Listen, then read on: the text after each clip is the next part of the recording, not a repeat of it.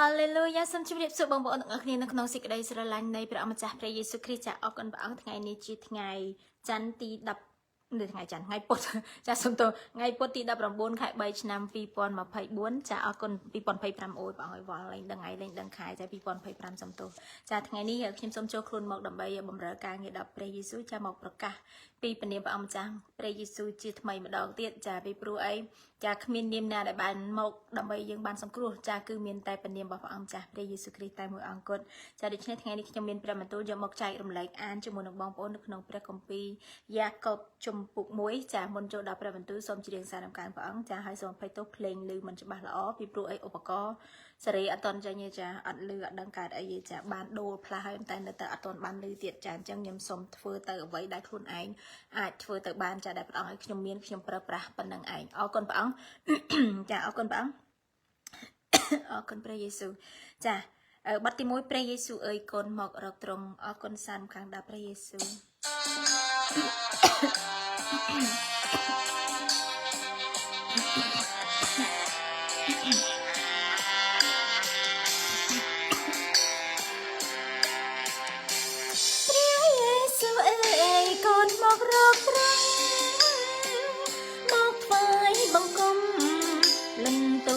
ដល់ព្រះនាមទ្រង់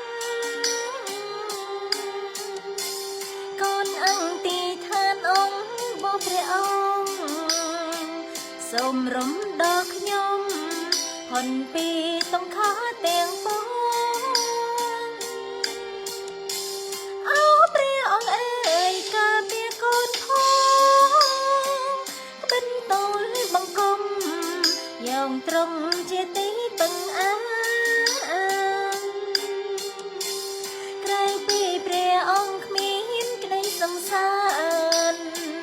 ទ្រង់លំកំសាន្តឲ្យខ្ញុំមានអំណរពិតកូនសូមតាំងត្រង់មកទូលបង្គំសូមទ្រង់ដឹកនាំឲ្យកូនស្គប់ផ្លូវជីវិតជួយកូនឲ្យចេញពីភពងងឹតរស់ក្នុងក្តីពិតជីវិតពេញដើរឲ្យព្រះពរទ្រង់រងចាំខ្ញុំនៅសុគឋានរៀបចំវិមានឲ្យកូនគ្រប់គ្នាបានទេទ្រង់គង់ចាំជួយហើយតម្រឹងផ្លែកូនគ្មានមកសេរស់ក្នុងព្រះហឫនៃទ្រង់ហាឡេលូយ៉ាអរគុណព្រះយេស៊ូវចាសូមឲ្យបងប្អូនទាំងអស់គ្នាបានចូលមកឯព្រះយេស៊ូវចាសូមទូលអង្វរដល់ព្រះអង្គសូមសេចក្តីមេត្តាករុណាពីទ្រង់ចាត្បិតព្រះអង្គគឺជាព្រះដែលប្រោះយើងគ្រប់គ្នាឲ្យបានរស់ចាហើយព្រះអង្គពេញដោយសេចក្តីមេត្តាករុណាព្រះអង្គតែងតែឲ្យដល់កូនណាដែលសុំព្រះអង្គតែងតែឆ្លើយតបអស់អ្នកណាដែលទូលសួរពីព្រះអង្គហាឡេលូយ៉ាអរគុណព្រះអង្គកូនសូមតាំងត្រង់មកទូលបង្គំសូមទ្រង់ដឹកនាំឲ្យកូនស្គប់ផ្លូវជីវិតជួយកូនឲ្យចេញពីភពងងឹតរស់ក្នុងក្តីពិតជីវិតពេញដើរឲ្យព្រះពរ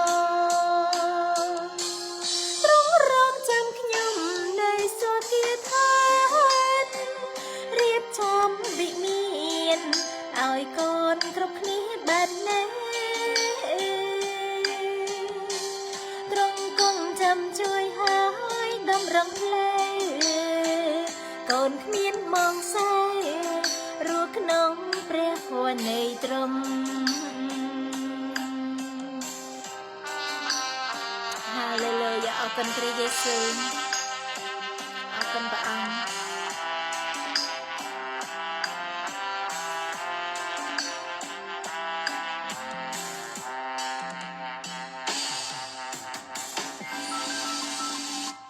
អេមែន អរគុណព្រះអង្គចាជំរាបសួរលោកពូចម្រើនចាសូមព្រះប្រទានពរសូមព្រះអង្គបានប្រទានកម្លាំងសុខភាពប្រាជ្ញាបរិបូរណ៍ដល់បងប្អូនគ្រប់គ្នាដែរអរគុណព្រះអង្គចាសូមតើមួយបទទៀតអ្នកណាដែលនៅក្នុងទីសម្ងាត់អរគុណព្រះយេស៊ូវ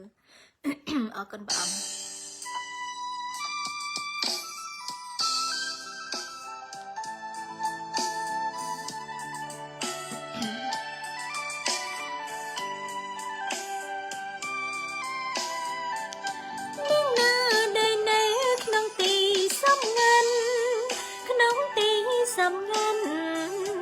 នៃព្រៀងដ៏ខ្ពងផនកំពលភព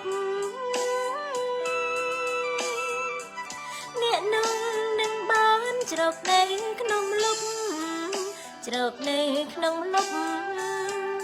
នៃព្រះដ៏មានក្រុមចេស្តា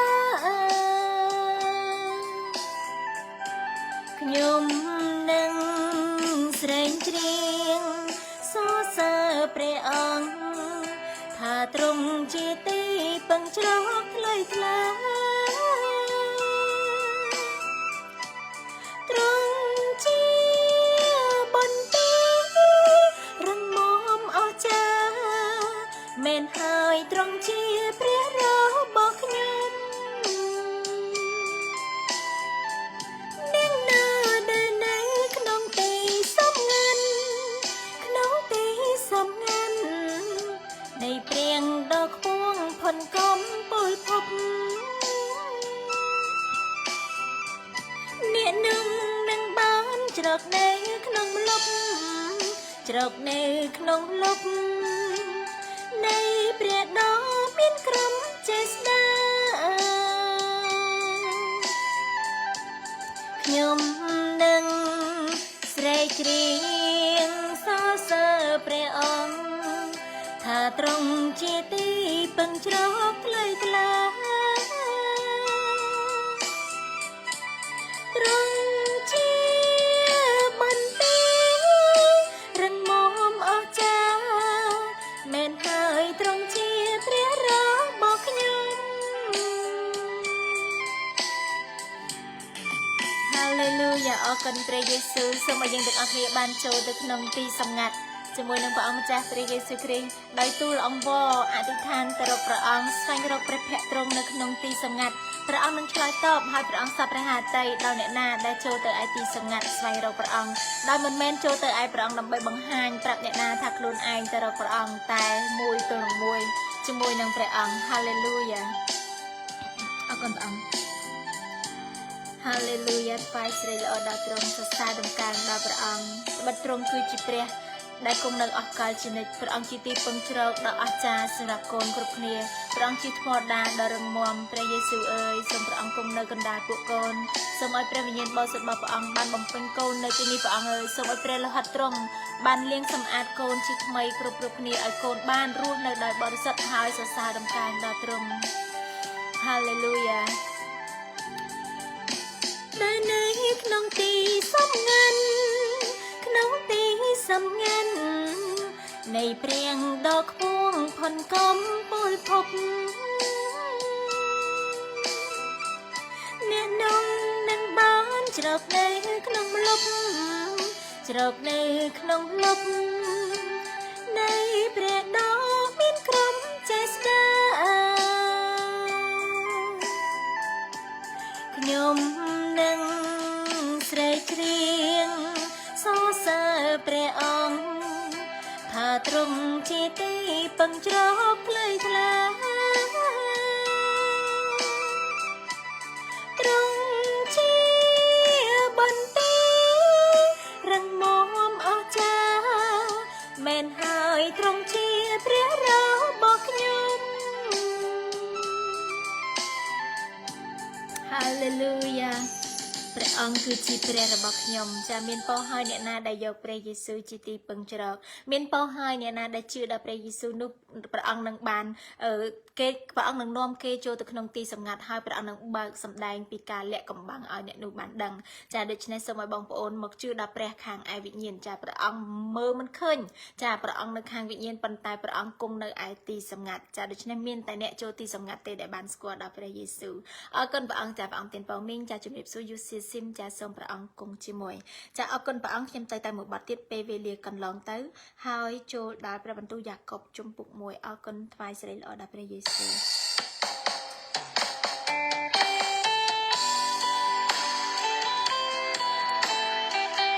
អរគុណព្រះអង្គ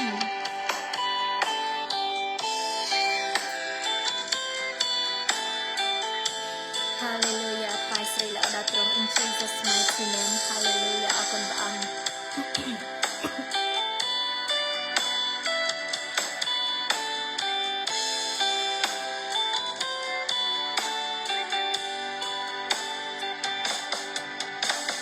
ពេលវេលាកន្លងទៅព្រះអង្គមិនផ្លង់ប្រែមានក្តីស្នេហ៍និងមេត្តាជាប់ជានិច្ចខ្លួនយើងអាចនឹងទន់ខ្សោយតែទ្រង់លែងទោសដែរជាព្រះអង្គនៃយ៉ាងរហូតទេព្រះអង្គទ្រង់គង់នឹងបានទទួលការលើកដំកើងព្រះអង្គទ្រង់គង់នឹង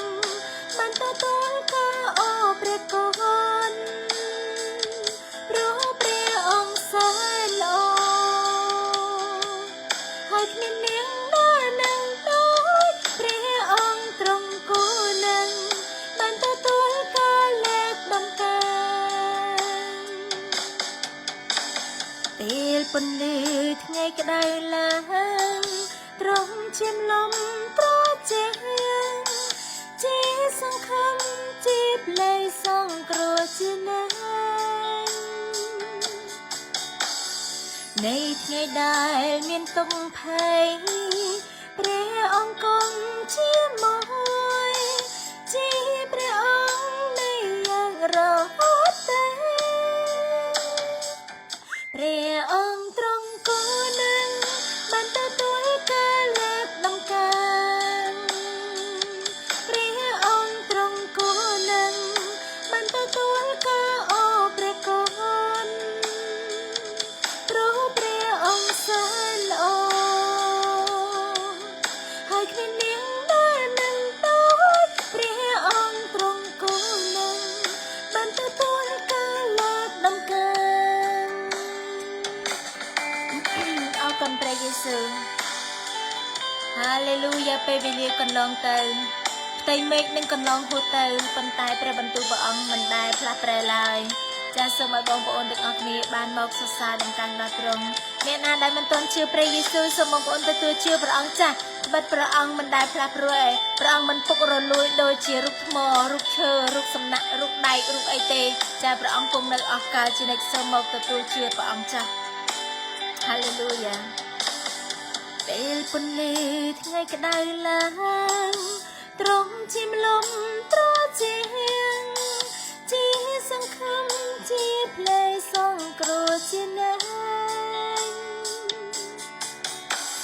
នៃថ្ងៃដែលមានទុក្ខភ័យ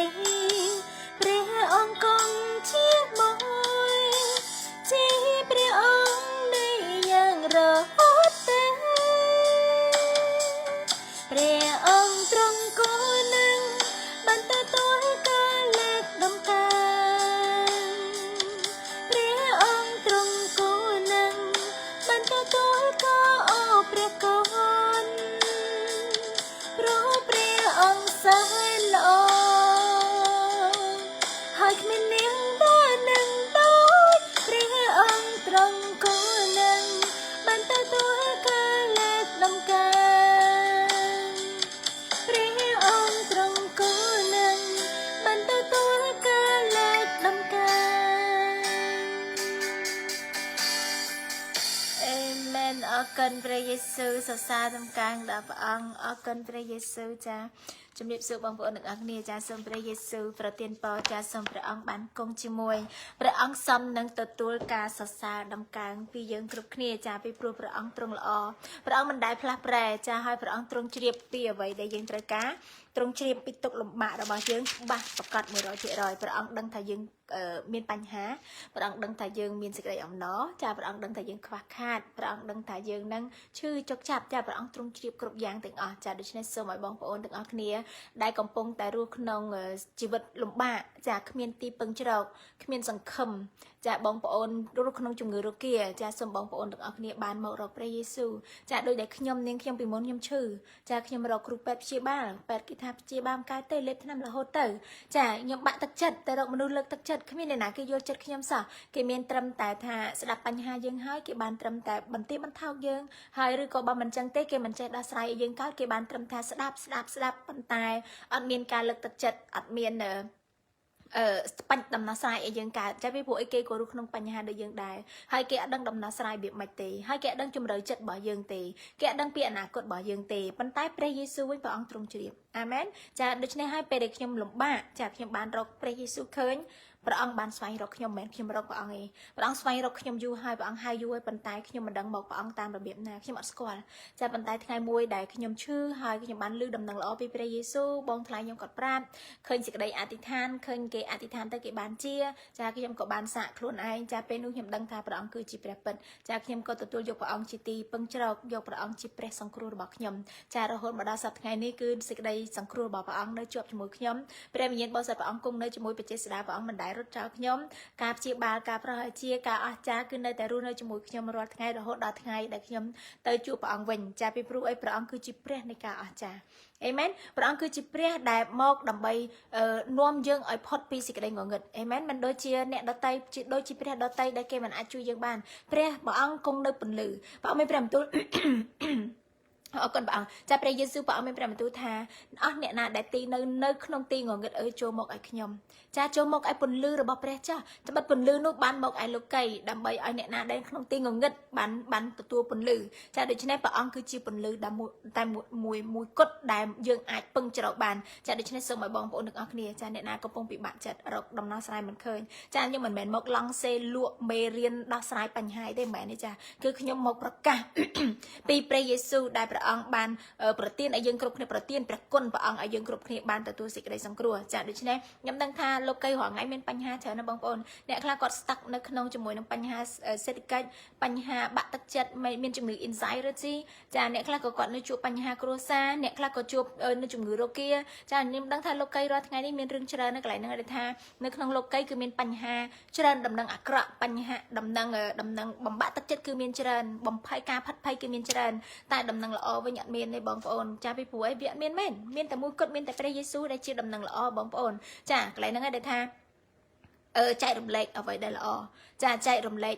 ដែលព្រះយេស៊ូវព្រះអង្គជាដំណោះស្រាយហើយមួយទៀតទៅក៏ព្រះអង្គគឺជាការដូចថាលើកទឹកចិត្តយើងរាល់ថ្ងៃបងប្អូនហើយដែលសំខាន់មួយទៀតនោះគឺជាដំណឹងល្អសម្រាប់ពលឹងវិញ្ញាណបងប្អូនចាជឿព្រះយេស៊ូវមិនមែនមកជឿព្រះអង្គដើម្បីធ្វើអ្នកមានទេមិនមែនជឿព្រះអង្គដើម្បីគ្រាន់តែបានជាប៉ុណ្ណោះទេមិនមែនមកជឿព្រះយេស៊ូវដើម្បីគ្រាន់តែរកដំណោះស្រាយតែប៉ុណ្្នឹងទេចាគឺដើម្បីបងប្អូនបានជីវិតអស់កលជានិច្ចជឿដល់ព្រះអង្គហាឡេលូយ៉ាចាពីព្រោះជីវិតលើលោកីថ្ងៃមួយបងប្អូននឹងចាក់ចេញទៅប៉ុន្តែជីវិតនៅឯនគរឋានសួគ៌វិញគឺនៅអស់កលជានិច្ចចាសម្រាប់អ្នកណាដែលគេបដិសេធព្រះយេស៊ូវចាជីវិតនៅឯឋាននរកក៏អស់កលជានិច្ចដែរចាដូច្នេះកន្លែងហ្នឹងហើយដែលពួកយើងមកផ្សាយពីព្រះអង្គចាដែលផ្សាយប្រាប់ថាព្រះអង្គប្រោសអាជានឹងគឺដើម្បីបងប្អូនបានដឹងថាព្រះអង្គគឺជាព្រះចាតែបើគ្មានព្រះណាដែលប្រោសអាជាទេគ្រាន់តែមានព្រះបន្ទូលគ្រាន់តែប្រកាសនាមព្រះអង្គបងប្អូនបានជាចាកន្លែងហ្នឹងឯងដែលខ្ញុំចង់ឲ្យបងប្អូនដឹងថាព្រះអង្គគឺជាព្រះចាដែលសំខាន់បំផុតបងប្អូនដឹងថាព្រះអង្គជាព្រះហើយទទួលយកព្រះអង្គបងប្អូនបានជីវិតអស់កលបន្ទាប់ពីលាចាកពីផែនដីនេះទៅហាឡេលូយ៉ាហើយជីវិតលើផែនដីបងប្អូនក៏នឹងបានសេចក្តីសង្ឃឹមសេចក្តីអំណរទំនុកចិត្តហើយបងប្អូននឹងរស់នៅដោយថាភាពក្លាហានអង្អាចចាពីព្រោះបងប្អូនមានព្រះនៅជាមួយហើយបងប្អូននឹងឈ្នះលើគ្រប់ទាំងវិញ្ញាណអរសាតាំងចាបងប្អូននឹងបានដឹងថាខ្ញុំរស់លើលោកីនេះខ្ញុំមិនមែនរស់ជាមួយតែមនុស្សទេគឺខ្ញុំរស់ជាមួយនឹងគ្រប់ទាំងវិញ្ញាណដែរមានវិញ្ញាណជុំវិញខ្លួនខ្ញុំជាច្រើនហើយវិញ្ញាណទាំងអស់នោះវាមកសម្រាប់លួចសម្លាប់ហើយនឹងបំផ្លាញបើសិនជាខ្ញុំមិនដឹងខ្លួនឯងថាខ្លួនឯងមានអំណាចទេវានឹងមកបំផ្លាញខ្ញុំចាកន្លែងហ្នឹងហើយដែលឲ្យបងប្អូនទាំងអស់គ្នាបានដឹងថាព្រះយេស៊ូវព្រះអង្គគឺជាព្រះដែលមានអំណាចព្រះចេស្តាហើយព្រះអង្គបានសពហាតីចង់គង់នៅក្នុងជីវិតបងប្អូនគ្រប់គ្នាហើយអស់អ្នកណាដែលព្រមទទួលព្រះអង្គនឹងគង់នៅជាមួយគេព្រះអង្គនឹងប្រើប្រាស់ជីវិតគេនោះដើម្បីឲ្យ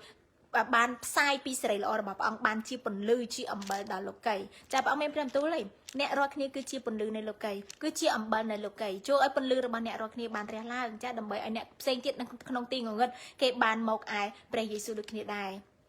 Hallelujah ចាសូមឲ្យព្រះអង្គបានប្រទានពរចាជំរាបសួរបងសារីជំរាបសួរសចាព្រះអង្គទានពរឆនសៀងឡៃចាសូមព្រះយេស៊ូវប្រទានពរដល់បងប្អូនទាំងអស់គ្នានៅក្នុងនេះចាអរគុណព្រះអង្គចាពីព្រោះអីខ្ញុំអត់មានដំណឹងអ្វីដែលប្រកាសពីព្រះយេស៊ូវកើតទេបងប្អូនចាពីព្រោះអីខ្លួនខ្ញុំអត់មានអ្វីអួតចាខ្ញុំមានតែព្រះអង្គទេគ្រប់អ្វីដែលខ្ញុំមានគឺជាព្រះគុណរបស់ព្រះដែលព្រះអង្គទានឲ្យជាព្រះពរដែលព្រះអង្គទានឲ្យខ្ញុំចាហើយខ្ញុំសរសើរដំណើរដល់ព្រះអង្គគ្រប់ការទាំងអស់ចាពីព្រោះអីព្រះអង្គទ្រង់ជ្រាបពីតម្រូវការយើងពិតប្រាកដបងប្អូនច្បាស់ណាស់ចាពេលខ្លះខ្ញុំមិនបានទាំងទូលសុំព្រះអង្គផងព្រះអង្គទ្រង់ជ្រាបពីតម្រូវការព្រះអង្គត្រៀមរបស់ល្អបើបងប្អូនមានសេចក្តីជំនឿថាព្រះអង្គមានគម្រោងការល្អសម្រាប់ជីវិតខ្ញុំព្រះអង្គគឺជាព្រះដែលផ្គត់ផ្គង់ព្រះអង្គគឺជាព្រះដែលថាដឹងពីតម្រូវការខ្ញុំចាស់ពេលហ្នឹងបងប្អូនលេងខ្វល់ព្រួយបាត់ហើយចាចំណែកឯសេចក្តីខ្វល់ព្រួយគឺជាការលុបលន់ចាដូច្នេះថ្ងៃនេះឯងព្រះបន្ទូលខ្ញុំយកមកចែករំលែកចាសេចក្តីលបួងចាសេចក្តីលបួងគឺដោយសារការលុបលន់របស់យើងចាដូច្នេះការដែលលុបលន់ធ្វើឲ្យបងប្អូនខ្វល់ព្រួយច្រើនចាប៉ុន្តែបើបងប្អូនថាអត់ទេខ្ញុំយកអ្វីដែលខ្ញុំត្រូវការព្រះអង្គជ្រាបពីតម្រូវការរបស់ខ្ញុំព្រះអង្គនឹងផ្គត់ផ្គង់ខ្ញុំចាព្រះអង្គផ្គត់ផ្គង់មែនបងប្អូនមែនប្រកាសច្បាស់ណាស់ព្រះអង្គផ្គត់ផ្គង់ហើយមានពេលវេលាដូចគ្នាពេលខ្លះយើងអធិដ្ឋានទូសុំអត់ទាន់ដល់បានយើងកុំគិតថាព្រះអង្គមិនឆ្លើយតបមែនទេគឺមានពេលវេលាហើយត្រូវជឿទុកចិត្តថាព្រះអង្គស្មោះត្រង់ណាស់បើព្រះអង្គថាផ្គត់ផ្គង់គឺផ្គត់ផ្គង់ហើយបើព្រះអង្គថាព្រះអង្គប្រោះអាជីគឺប្រោះអាជីហើយចាគ្រាន់តែតែមានសេចក្តីជំនឿហើយទុកចិត្តលើព្រះអង្គហាឡេលូយ៉ាចាខ្ញុំជួបការអស្ចារ្យច្រើនបងប្អូនរាល់ថ្ងៃខ្ញុំប្រាប់ថាព្រះយេស៊ូវព្រះអង្គគឺជាព្រះនៃការអស្ចារ្យ He is the God of miracle Hallelujah ចាដូច្នេះព្រះអង្គជាព្រះការអស្ចារ្យដែលគង់នៅក្នុងជីវិតយើងគឺជាបន្ទាយបន្ទាល់នៃការអស្ចារ្យហើយបងប្អូនត្រូវដឹងថាព្រះអង្គមិនដែលទុកឲ្យកូនព្រះអង្គត្រូវទទួលសេចក្តីអាម៉ាស់ខ្មាស់ទេបងប្អូនព្រះអង្គនឹងលើកកូនព្រះអង្គឡើងដើម្បីឲ្យលោកីនេះបានឃើញថាព្រះអង្គជាព្រះដែលផ្គត់ផ្គង់ព្រះអង្គគឺជាព្រះមិនមែនលហេមលហាមទេចាព្រះអង្គមិនមែនជាព្រះដែលថាត្រូវចាំឲ្យគេយកសំណែនទៅសែនបានព្រះអង្គគ្រប់គ្រាន់ទេមិនមែនទេព្រះអង្គគឺជាព្រះដែលផ្គត់ផ្គង់វិញមិនមែនព្រះអង្គមិនមែនជាព្រះដែលឲ្យគេផ្គត់ផ្គង់ព្រះអង្គទេអេមែនព្រះអង្គគឺជាព្រះដែលផ្គត់ផ្គង់យើងមិនមែនយើងដែលទៅផ្គត់ផ្គង់ព្រះទេចាកន្លែងហ្នឹងឲ្យព្រះអង្គបើកសម្ដែងឲ្យលោកីបានឃើញចាអេមែនចាពីព្រោះឲ្យមនុស្សលោកគេជាច្រើនទៀតដែលគេមិនបានគិតពិចារណាថាអូតើអ្នកណាអ្នកផ្គត់ផ្គង់កម្ដៅថ្ងៃឲ្យខ្ញុំចាដែលខ្ញុំទទួលរាល់ថ្ងៃនេះចាកម្ដៅថ្ងៃដែលមនុស្សក្រុមផែនដីក្រុមពន្លឺថ្ងៃរាល់ថ្ងៃបានទទួលនេះគេដែលគិតថាតើអ្នកណាអ្នកផ្គត់ផ្គង់កម្ដៅថ្ងៃឲ្យខ្ញុំអ្នកណាជាអ្នកផ្គត់ផ្គង់ខ្យល់អុកស៊ីហ្សែនឲ្យខ្ញុំដកចាគេបានសម្លឹងមើលកន្លែងហ្នឹងប៉ុន្តែបើសិនជាគេបានសម្លឹងមើលជីវិតបងប្អូនវិញចាអញ្ចឹងមិនថាព្រះអង្គតែងតែចាត់គ្រប់កិច្ចការទាំងអស់ដើម្បីឲ្យមនុស្សភ្ញាក់រលឹកថាមានព្រះមួយអង្គចាហើយខ្ញុំជឿទុកចិត្តណាស់បងប្អូនរាល់ថ្ងៃជីវិតយើងដែលជាអ្នកជឿព្រះអង្គដែលគេបៀតបៀនគេអត់ស្គាល់ព្រះគេថាគ្មានព្រះណាទេព្រះហែងចេះតែជឿគ្មានព្រះមកពីណាមើលមិនឃើញគេនឹងឃើញក្នុងជីវិតរស់នៅរបស់យើងគេនឹងឃើញពីភាពរីកចម្រើនក្នុងជីវិតរបស់យើងគេនឹងដឹងថាព្រះគង់នៅជាមួយគេមែនមានព្រះគេចាំជួយគេមែនចាដោយតែគេរាល់ថ្ងៃគេកំពុងអុជធុកសែនព្រេនប្រកាសរោគអវិញ្ញាណអរសាតាំងដើម្បីជួយឲ្យគេធ្វើអ្នកមានជួយឲ្យគេនឹងបានសុខសប្បាយចាប៉ុន្តែគេអត់បានទទួលប៉ុន្តែយើងគ្រប់គ្នាដែលប្រកាសពីព្រះនាមព្រះអង្គនឹងផ្គត់ផ្គង់យើងបងប្អូនព្រះអង្គនឹងលើកយើងគ្រប់គ្នាឡើងព្រះអង្គនឹងឲ្យឃើញសេរីល្អរបស់ព្រះអង្គក្នុងជីវិតរបស់យើងដើម្បីគេឃើញថាអូព្រះរបស់គេធ្វើការមែនព្រះរបស់គេពិតជាចាំជួយគេមែនផ្គត់ផ្គង់គេមែនចាដូចតែកន្លែងហ្នឹងគេថាមនុស្សគេថាទៅមិនរួចទេមិនអាចធ្វើបានទេប៉ុន្តែយើងប្រាប់ថាខ្ញុំជាអ្នកជឿព្រះយេស៊ូវខ្ញុំបម្រើព្រះយេស៊ូវចាអ្វីដែលមនុស្សថាធ្វើមិនបានព្រះអង្គនឹងធ្វើឲ្យបានចាព្រះអង្គនឹងឲ្យសេរីល្អព្រះអង្គនឹងឲ្យគ្រប់ទាំងភ្នែកមើលឃើញសេរីល្អរបស់ព្រះអង្គចាកន្លែងហ្នឹងហើយនេះជាសេចក្តីសន្យាដែលព្រះអង្គមានសម្រាប់ខ្ញុំចាដូច្នេះខ្ញុំជឿថាព្រះអង្គមានសេចក្តីសន្យាសម្រាប់បងប្អូនគ្រប់គ្នាពីព្រោះព្រះអង្គហៅយើងមកដើម្បីធ្វើជាពន្លឺចាព្រះអង្គមិនបានហៅយើងមកដើម្បីធ្វើជាលំមួកនៅលើផែនដីទេហៅយើងមកធ្វើជាពន្លឺចាបើបងប្អូនថាអូជីវិតខ្ញុំមកសម្រាប់បន្ទាបបន្ថោកនោះបងប្អូនកំពុងតែមើលងាយព្រះអង្គហើយគ្មានព្រះបន្ទូលមួយណាព្រះអង្គថាហៅយើងមកដើម្បីឲ្យគេមើលងាយនោះទេចាត្បិតព្រះអង្គត្រូវគេមើលងាយដើម្បីយើងលើកឡើងព្រះអង្គមិនបានហៅយើងមកឲ្យធ្វើជាលមួកលើផែនដីជាដង្កូវជាសម្ោចលើផែនដីទេនោះព្រះអង្គហៅយើងមកដូចជារូបអង្គទ្រង់ឲ្យយើងធ្វើជាពន្លឺឲ្យយើងមានអំណាចលើផែនដីដោយតែព្រះអង្គបង្កើតអាដាមនិងអេវ៉ានៅក្នុងសួនច្បារអេដិនអញ្ចឹងចាព្រះអង្គដាក់គេមកដើម្បីឲ្យគេមានអំណាចគ្រប់គ្រងលើផែនដីដែលព្រះអង្គបង្កើតអេមែនចាដូច្នេះយើងដែលជាកូនព្រះអង្គក្នុងសម័យនេះក៏ដូចគ្នាដែរបងប្អូនបើសិនជាបងប្អូនបានជឿដល់ព្រះអង្គរស់នៅសុចរិតចំពោះព្រះអង្គកោតខ្លាចព្រះអង្គរាល់ថ្ងៃហាឡេលូយ៉ាបងប្អូនបម្រើព្រះហើយបងប្អូនមិនខ្ជិលចាអូសេរីល្អរបស់ព្រះនៅក្នុងជីវិតបងប្អូន ចាប៉ុន្តែបើបងប្អូនគិតថាអត់ទេខ្ញុំជឿព្រះយេស៊ូវព្រះអង្គគ្រប់គ្រងខ្ញុំឲ្យបងប្អូនខ្ជិលច្រអូសដេកចាំទៅចាព្រះអង្គមិនដែលបង្ហាញសេរីល្អរបស់ព្រះអង្គជាមួយនឹងអ្នកខ្ជិលច្រអូសទេចាប់ផ្ដើមដំបូងឡើយគ្រាន់អ្នកជឿព្រះខ្ជិលនឹងគេចាប់ផ្ដើមប្រមាថដល់ព្រះបាត់ទៅហើយគេថាអើយអាអ្នកជឿព្រះយេស៊ូវខ្ជិលគ្មានទៅធ្វើការហៅស៊ីអីដេកមួយថ្ងៃដេកគ្មានធ្វើស្អីគេចាប់ផ្ដើមប្រមាថព្រះបាត់ហើយអញ្ចឹងទូសាសេរីល្អរបស់ព្រះនៅក្នុងជីវិតបងប្អូនដោយរបៀបណាហាឡេលូយ៉ាអញ្ចឹងកុំឲ្យគេមើលងាយព្រះរបស់យើងដោយសារការប្រព្រឹត្តរបស់យើងចូលរស់នៅដោយស្ងប់ស្ងៀមមិនមែនអួតអាងចូលរស់នៅដោយស្ងប់ស្ងៀមដើម្បីឲ្យឧស្សាហ៍ព្យាយាមចាមិនបាច់ចាំបាច់ទៅអួតទេគេនឹងឃើញសេរីល្អរបស់ព្រះក្នុងជីវិតបងប្អូនហើយមិនបាច់ចាំទៅអួតថាអូខ្ញុំឧស្សាហ៍ណាស់ខ្ញុំធ្វើនេះខ្ញុំធ្វើនោះមិនបាច់អួតទេធ្វើទៅគេនឹងឃើញហើយដែលព្រះបន្ទូលព្រះអង្គថាកុំឲ្យអ្នកណាកុំអួតពីខ្លួនឯងទុកឲ្យមាត់អ្នកដទៃអ្នកសរសើរវិញចាទុកឲ្យមាត់គេបានថ្វាយសេរីល្អដល់ព្រះវិញចាពេលនឹងគេចាប់ដើមសួរពីសេចក្តីជំនឿរបស់អ្នកឯងហើយធ្វើអីបានជាគ្រាន់បានជាសบายចិត្តមែនឥឡូវចាធ្វើអីបានជាក្មេងមែនឥឡូវចាខ្ញុំប្រាប់ឲ្យថាខ្ញុំថ្វាយសេរីល្អដល់ព្រះខ្ញុំពីព្រោះឲ្យព្រះរបស់ខ្ញុំឲ្យខ្ញុំមានសេចក្តីសុខសាន្តចាព្រះអង្គខ្ញុំសុខសាន្តពីខាងក្នុងវាស្រស់ដល់ខាងក្រៅចាប្រកាសឲ្យខាងក្រៅយើង take care យើងមើលថែប៉ុន្តែវាមកពីខាងក្នុងមកតែម្ដងធ្វើឲ្យយើងមានកម្លាំងចិត្តចាខ្ញុំបានរៀនមួយបងប្អូនយប់មិញចាបានស្ដាប់ទីបន្ទាល់ពីគាត់ចាអូខ្ញុំអរគុណព្រះអង្គមែនតើខ្ញុំមានសេចក្តីអំណរគាត់ថាគាត់សប្បាយពីខាងក្នុងមកតែម្ដងចាគាត់មានអំណរចាគាត់មានទំនុកចិត្តគាត់លែងខ្វល់ខ្វាយព្រះអង្គដកសេចក្តីខ្វល់ព្រួយពីខាងក្នុងគាត់ចាខ្ញុំឃើញជីវិតរបស់គាត់អស់ចាបងប្អូនខ្ញុំឲ្យទៅដល់ព្រះវិហារខ្ញុំទៅឃើញដំណើរគាត់ដើរចូលមកខ្ញុំមានកម្លាំងហ្មងជាគាត់អត់ចាប់បាញ់និយាយអីប្រាប់ខ្ញុំទេខ្ញុំគ្រាន់ឃើញដំណើរគាត់ដើរចូលមកមុខគាត់គឺខ្ញុំមានកម្លាំងបាត់ហើយកន្លែងហ្នឹងហើយដែលបងប្អូនថាអំណោយទានសេរីល្អរបស់ព្រះអង្គដែលក្នុងជីវិតកូនព្រះអង្គណាមួយគេបងប្អូនគ្រាន់ឃើញគឺបងប្អូនមានអំណរមកកន្លែងនឹងឯងនឹងគឺជាអំណោយទាននឹងហើយគឺជាសេរីល្អរបស់ព្រះនឹងហើយគឺជាព្រះវត្តមានរបស់ព្រះអង្គបងប្អូនពេលដែលព្រះអង្គគង់នៅក្នុងជីវិតអ្នកណាម្នាក់ជីវិតគេនឹងផ្លាស់ប្រែហើយមិនផ្លាស់ប្រែទៅឲ្យពិបាកវេទនាមិនផ្លាស់ប្រែពីល្អមកអាក្រក់អីមែនទេអារៈវាធ្វើពីមនុស្សវាធ្វើបាបមនុស្សពីមនុស្សនឹងដែលល្អពេញតែសេចក្តីអំណរវាបំផ្លាញឲ្យមនុស្សនឹងខ្ទេចខ្ទាំចាវាអារៈវាមកបំផ្លាញពីល្អឲ្យទៅអាក្រក់ប៉ុន្តែព្រះរបស់យើងវិញគឺជាព្រះដែលបង្កបង្កើតព្រះអង្គគឺជាព្រះដែលផ្លាស់ប្រែពីអាក្រក់ទៅជាល្អហាឡេលូយ៉ាចាអញ្ចឹងខ្ញុំឃើញជីវិតបងប្អូនក្នុងព្រះវិហារចាអញ្ចឹងយើងវិញគាត់ធ្វើទីបន្ទាល់មកគាត់ថាសប្បាយឥឡូវពួកជំនុំយើងបងប្អូនយើងឥឡូវមានអំណរខ្លាំងហឹងមាំទាំងអស់គ្នាមានពេញដោយសេចក្តីស្រឡាញ់គ្រាន់ចូលទៅដល់ក៏មានអារម្មណ៍ថាពេញដោយសេចក្តីស្រឡាញ់មានអំណរចង់មកទៀតចង់ទៅជួបគ្នាចាកន្លែងហ្នឹងហើយគឺថាឃើញថារឹងមាំម្នាក់ចាកន្លែងហ្នឹងខ្ញុំអសប្បាយខ្លាំងមែនតើខ្ញុំថាខ្ញុំអប៉ុណ្ណឹងចុះតម្រង់ព្រះនៃយើងវិញតើព្រះអង្គទ្រង់ល្អសប្បាយប៉ុណ្ណាព្រះអង្គសពមហាតីប៉ុណ្ណាពេលដែលឃើញកូនព្រះអង្គម្នាក់ដូចថាស្រឡាញ់គ្នាស្មោះត្រង់ឃើញកូនព្រះអង្គចូលស្រែកឃ្លានចូលមកព្រះវិហារថ្វាយគុំព្រះអង្គអានព្រះបន្ទូលចាព្រះអង្គអរសប្បាយណាស់បងប្អូនចាកន្លែងហ្នឹងខ្ញុំឃើញសេរីល្អរបស់ព្រះនៅក្នុងជីវិតបងប្អូនរបស់ខ្ញុំជុំវិញខ្លួនពួកជំនុំដែលមកថ្វាយបង្គំហើយនឹងបងប្អូនដែលរៀនជុំគ្នាអនឡាញទាំងប្រហែលចាខ្ញុំឃើញពួកគាត់ជីវិតគាត់មានសេចក្តីអំណរហើយខ្ញុំឃើញថាសេរីល្អរបស់ព្រះអង្គគង់ក្នុងជីវិតគាត់ខ្លាំងមែនតើចាខ្ញុំអរគុណព្រះអង្គខ្ញុំសោចឡើងហឹង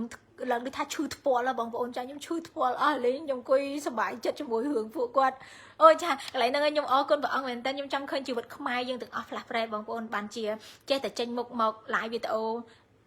លើកទឹកចិត្តបងប្អូនចាឲ្យបងប្អូនទាំងអស់គ្នាអ្នកណាដែលទុកព្រួយទាំងប៉ុន្មានមកព្រះយេស៊ូវមកបងប្អូនចាខ្ញុំមិនមកលក់ព្រះទេចាខ្ញុំចង់ឲ្យបងប្អូនបានទទួលសេចក្តីអំណរខ្ញុំចង់ឲ្យបងប្អូនបានដឹងសេចក្តីស្រឡាញ់របស់ព្រះអង្គដែលនៅក្នុងជីវិតបងប្អូនណាធ្វើឲ្យស្កប់ស្កល់គ្រប់គ្រាន់ដែលមនុស្សណាគេអាចឲ្យបងប្អូនបានទេហើយប្រកាសឲ្យចាព្រះអង្គស្រឡាញ់យើងព្រះអង្គផ្គត់ផ្គង់យើងតាមរយៈអ្នកជំនាញខ្លួនជាច្រើនតាមរយៈការងារដែលយើងធ្វើតាមរយៈការងារដែលយើងចេញទៅជួបគេចាការងារទាំងអស់ហ្នឹងបងប្អូនប៉ុន្តែធ្វើដោយសុចរិតណាបងប្អូនចាហើយសេចក្តីផ្គត់គង់ចាដល់ពេលវេលាព្រះអង្គបង្ហូរគ្រប់ច្រកចាព្រះបន្ទូលសន្យារបស់ព្រះអង្គខ្ញុំអានសិនមិញនៅក្នុងអេសារ៉ាចំពុក8ចាពីព្រោះខ្ញុំមានសេចក្តីអធិដ្ឋានសូមព្រះអង្គមានសេចក្តីអធិដ្ឋានសូមសេចក្តីបញ្ជាក់ពីព្រះអង្គចាពីព្រោះបញ្ជាក់មកច្រើនហើយប៉ុន្តែខ្ញុំតែងតែរកសេចក្តីបញ្ជាក់ក្នុងព្រះបន្ទូលព្រះអង្គជារៀងរហូតចាពីព្រោះសេចក្តីបញ្ជាក់តាមមាត់មនុស្សខ្ញុំបានទទួលការបញ្ជាក់ពីមាត់មនុស្សច្រើនណាបងប្អូនចាមួយរយៈនេះព្រោះខ្ញុំកំពុងរៀបចំរឿងក្នុងជីវិតខ្ញុំផ្លាស់ប្ដូរអ្វីនៅក្នុងជីវិតខ្ញុំអញ្ចឹងខ្ញុំបានទទួលពីមាត់មនុស្ស2 3នាក់ហើយខ្ញុំស្វែងរកព្រះបន្ទូលព្រះអង្គខ្ញុំស្ដាប់ព្រះប៉ាស្ទ័រចែកចាយចាដូច្នេះខ្ញុំត្រូវការបញ្ជាក់មកច្រើនបើកម្រងការតូចតាចខ្ញុំត្រូវការបញ្ជាក់តែ3អីទេចាបើថាកម្រងការរៀងធំខ្ញុំត្រូវការបញ្ជាក់យ៉ាងតិចក៏7 8ដងដែរចាជាមួយខ្ញុំជាមួយព្រះអង្គចាដូច្នេះព្រះអង្គបានប្រទានពរឲ្យច្រើនចាព្រះអង្គបានឆ្លើយតបសេចក្តីអធិដ្ឋានហើយព្រះអង្គបានបំពេញឲ្យកូនព្រះអង្គពេញបរិបូរណ៍មែនចាដែលកន្លែងហ្នឹងដែលព្រះអង្គមានប្រាប់ទូថាចូលពីមុនអ្នករកគ្នាមិនដែលអធិដ្ឋានទូសុំទេចាដែលនៅឈ្មោះខ្ញុំតែឥឡូវនេះចូលសុំចាស់ ដើម្បីឲ្យសេចក្តីអំណររបស់អ្នកបានពោពេញព្រះអង្គនឹងសម្រេចឲ្យបងប្អូនមានសេចក្តីអំណរពោពេញចាព្រោះឯងខ្ញុំដូចនិយាយចឹងព្រះរបស់យើងមិនមែនព្រះក្រលហេមហាមមិនមែនព្រះដែលចាំឲ្យគេលើកបាយទៅសែនមិនមែនព្រះចាំឲ្យគេទៅមុជទឹកឲ្យមិនមែនព្រះចាំឲ្យគេយកសម្លៀកបំពាក់ទៅឲ្យស្លៀកពាក់ទេព្រះរបស់យើងគឺជាព្រះដែលផ្គត់ផ្គង់អាមែនព្រះអង្គជាអ្នកបង្កើតផ្ទៃមេឃហើយនិងផែនដីព្រះអង្គបង្កើតដើមឈើព្រះអង្គបង្កើតសត្វធាតុព្រះអង្គបង្កើតចំណីសម្រាប់សត្វបងប្អូនឃើញអត់ដែលព្រះអង្គមានព្រះបន្ទូលថាកុំឲ្យខ្វល់ខ្វាយចូលមើលពីសត្វចាបតើវាមានទៅរកស៊ីអីអត់ចាប៉ុន្តែព្រះអង្គផ្គត់ផ្គង់ព្រះអង្គបង្កើតគ្រប់យ៉ាងទាំងអស់សម្រាប់ឲ្យវាស៊ីចុករួចទៅហើយ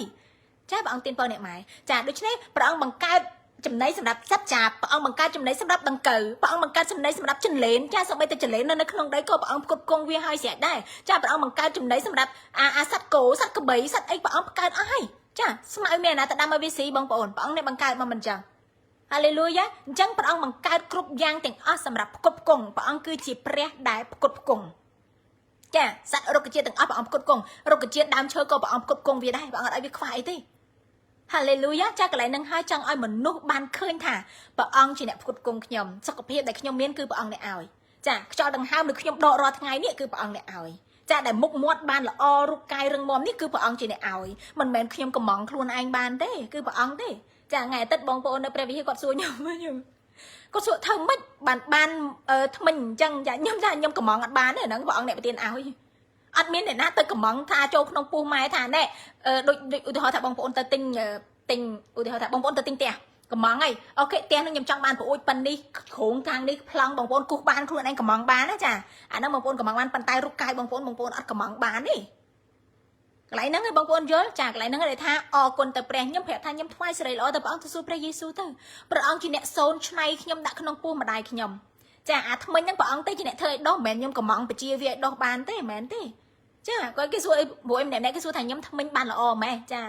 ពីព្រោះខ្ញុំសូម្បីតែម្ដាយខ្ញុំក៏គាត់ស្រែកដែរគាត់ថាដែរចាកូនគឺមានម្នាក់ហ្នឹងថ្មិញខុសគេចាគឺព្រះអង្គជាអ្នកប្រទានឲ្យបងប្អូនគ្រប់ទាំងអស់គឺដើម្បីថ្វាយសេរីល្អដល់ព្រះហាឡេលូយ៉ាដូច្នេះរបស់បើចូលមកក្នុងជីវិតរបស់យើងចាប្រកាសឲ្យយើងទៅធ្វើការបងប្អូនប្រកាសណាចាខ្ញុំដូចប្រាប់ម្ដាយខ្ញុំអញ្ចឹងចាប្រកាសឲ្យកម្លាំងគឺយើងទៅធ្វើប៉ុន្តែគ្រប់ទាំងច្រកលហកគឺព្រះអង្គជាអ្នករៀបចំឲ្យទាំងអស់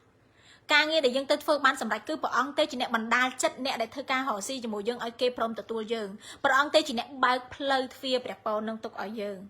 ហាឡេលូយ៉ាហើយព្រះអង្គស្មោះត្រង់សុចរិតណាស់ព្រះអង្គប្រទានពរដល់អ្នកណាដែលស្រឡាញ់ជឿកោតខ្លាចដល់ព្រះអង្គគេថាជនអ្នកផ្សេងទៀតអត់ជឿព្រះអង្គស្រឡាញ់គេមុននឹងគេស្គាល់ព្រះអង្គទៀតដូចជីវិតយើងអញ្ចឹងចាព្រះអង្គស្គាល់យើងព្រះអង្គស្រឡាញ់យើងមុននឹងយើងស្គាល់ព្រះអង្គទៀតព្រះអង្គផ្គត់ផ្គង់យើងព្រះអង្គរៀបច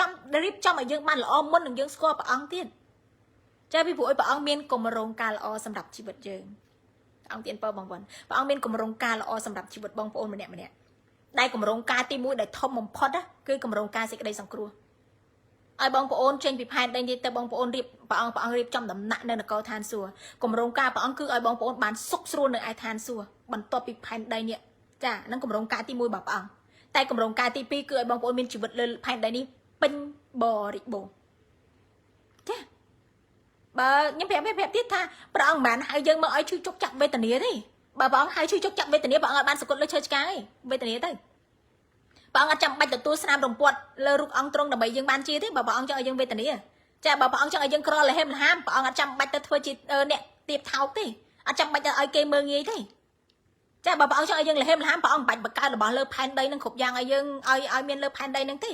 ឲ្យនៅតែទីរហោស្ថានសុទ្ធទេសំបីតែនៅទីរហោស្ថានក៏ព្រះអង្គបានឲ្យរៀបព្រះអង្គក្រដែរអាប់រ៉ាហាំនៅទីរហោស្ថានដែរតាចានៅស្រុកកាណានចាដើរកាត់ទីរហោស្ថានទាំងបានព្រះអង្គគ្រប់គង់រហូតអ៊ីស្រាអែលដើរកាត់ទីរហោស្ថានព្រះអង្គមិនបានឲ្យគេអត់បាយលហេមលហាមទេចាព្រះអង្គនៅប្រទាននំមណាឲ្យគេញ៉ាំព្រះអង្គនៅតែប្រទានសត្វគ្រួចឲ្យគេបានញ៉ាំទឹកឲ្យគេបានផឹកចាទោះបីមិនហូរហៀក៏ដោយប៉ុន្តែព្រះអង្គឲ្យគេមានគ្រប់គ្រាន់រហូតដល់ចូលទឹកដីសន្យាចាបបោហូហៀតែម្ដងចាកន្លែងហ្នឹងឲ្យមុនចូលដល់ទឹកដីសន្យាគឺត្រូវតែពុះពៀគឺត្រូវតែស្មោះត្រង់គឺត្រូវតែបន្តដំណើរដើរទៅមុខទៀតឧស្សាហ៍ព្យាយាមកុំរអ៊ូរទាំបើរអ៊ូរទាំអត់បានចូលទឹកដីសន្យាអត់បានទទួលព្រះពរនឹងទេហាឡេលូយ៉ាហើយត្រូវជឿដឹងខ្លួនឯងថាខ្លួនឯងមានរដូវកាលអាមែនចាខ្ញុំឆ្លងកាត់រដូវកាលច្រើនណាស់មួយយ៉ាងនេះច្រើនរដូវឯងចាដូច្នេះ4រដូវស្រុកខ្ញុំគឺខ្ញុំមាន4រដូវដូចគ្នាចាជីវិតខ្ញុំចាប៉ុន្តែអរគុណព្រះអង្គពេលណារដូវកាលលំបាកដូចខែតកស្រុកខ្ញុំអញ្ចឹងចាវាតិចសងំនៅក្នុងផ្ទះកុំមាត់នៅស្ងៀម ចាតែធ្វើការមកសង្ងំទៅចាអញ្ចឹងក្នុងជីវិតរបស់យើងពេលយើងមានបញ្ហានៅក្នុងជីវិតយើងសង្ងំអធិដ្ឋានទុកចិត្តដល់ព្រះអង្គទៅនៅស្ងៀមហើយនៅស្ងៀមទុកឲ្យព្រះអង្គអ្នកចាត់ចែងការទាំងអស់ហ្នឹងបើបងប្អូនរអ៊ូរទាំបងប្អូនភ័យព្រួយស្លន់ស្លោចាព្រះអង្គអត់មានធ្វើការទេចាម្ដាយខ្ញុំគាត់ស្គាល់ចរិតខ្ញុំពេលខ្ញុំនៅស្ងៀមគាត់ដឹងហើយចាគាត់នៅស្ងៀមអញ្ចឹងខ្ញុំឥឡូវខ្ញុំប្រាប់ម្ដាយខ្ញុំថាពេលកូននៅស្ងៀមអត់មាត់អីច្រើនណាស់ម៉ែដឹងហើយម៉ែអធិដ្ឋានទៅព្រះអង្គហើយចាអធិដ្ឋានសូមព្រះអង្គចាព្រោះអីកូនអត់ចង់លោឡាអីច្រើនទេចាផុតព្យុះនឹងហើយអាហ្នឹងអូចាំទៅប្រាប់ម៉ែជី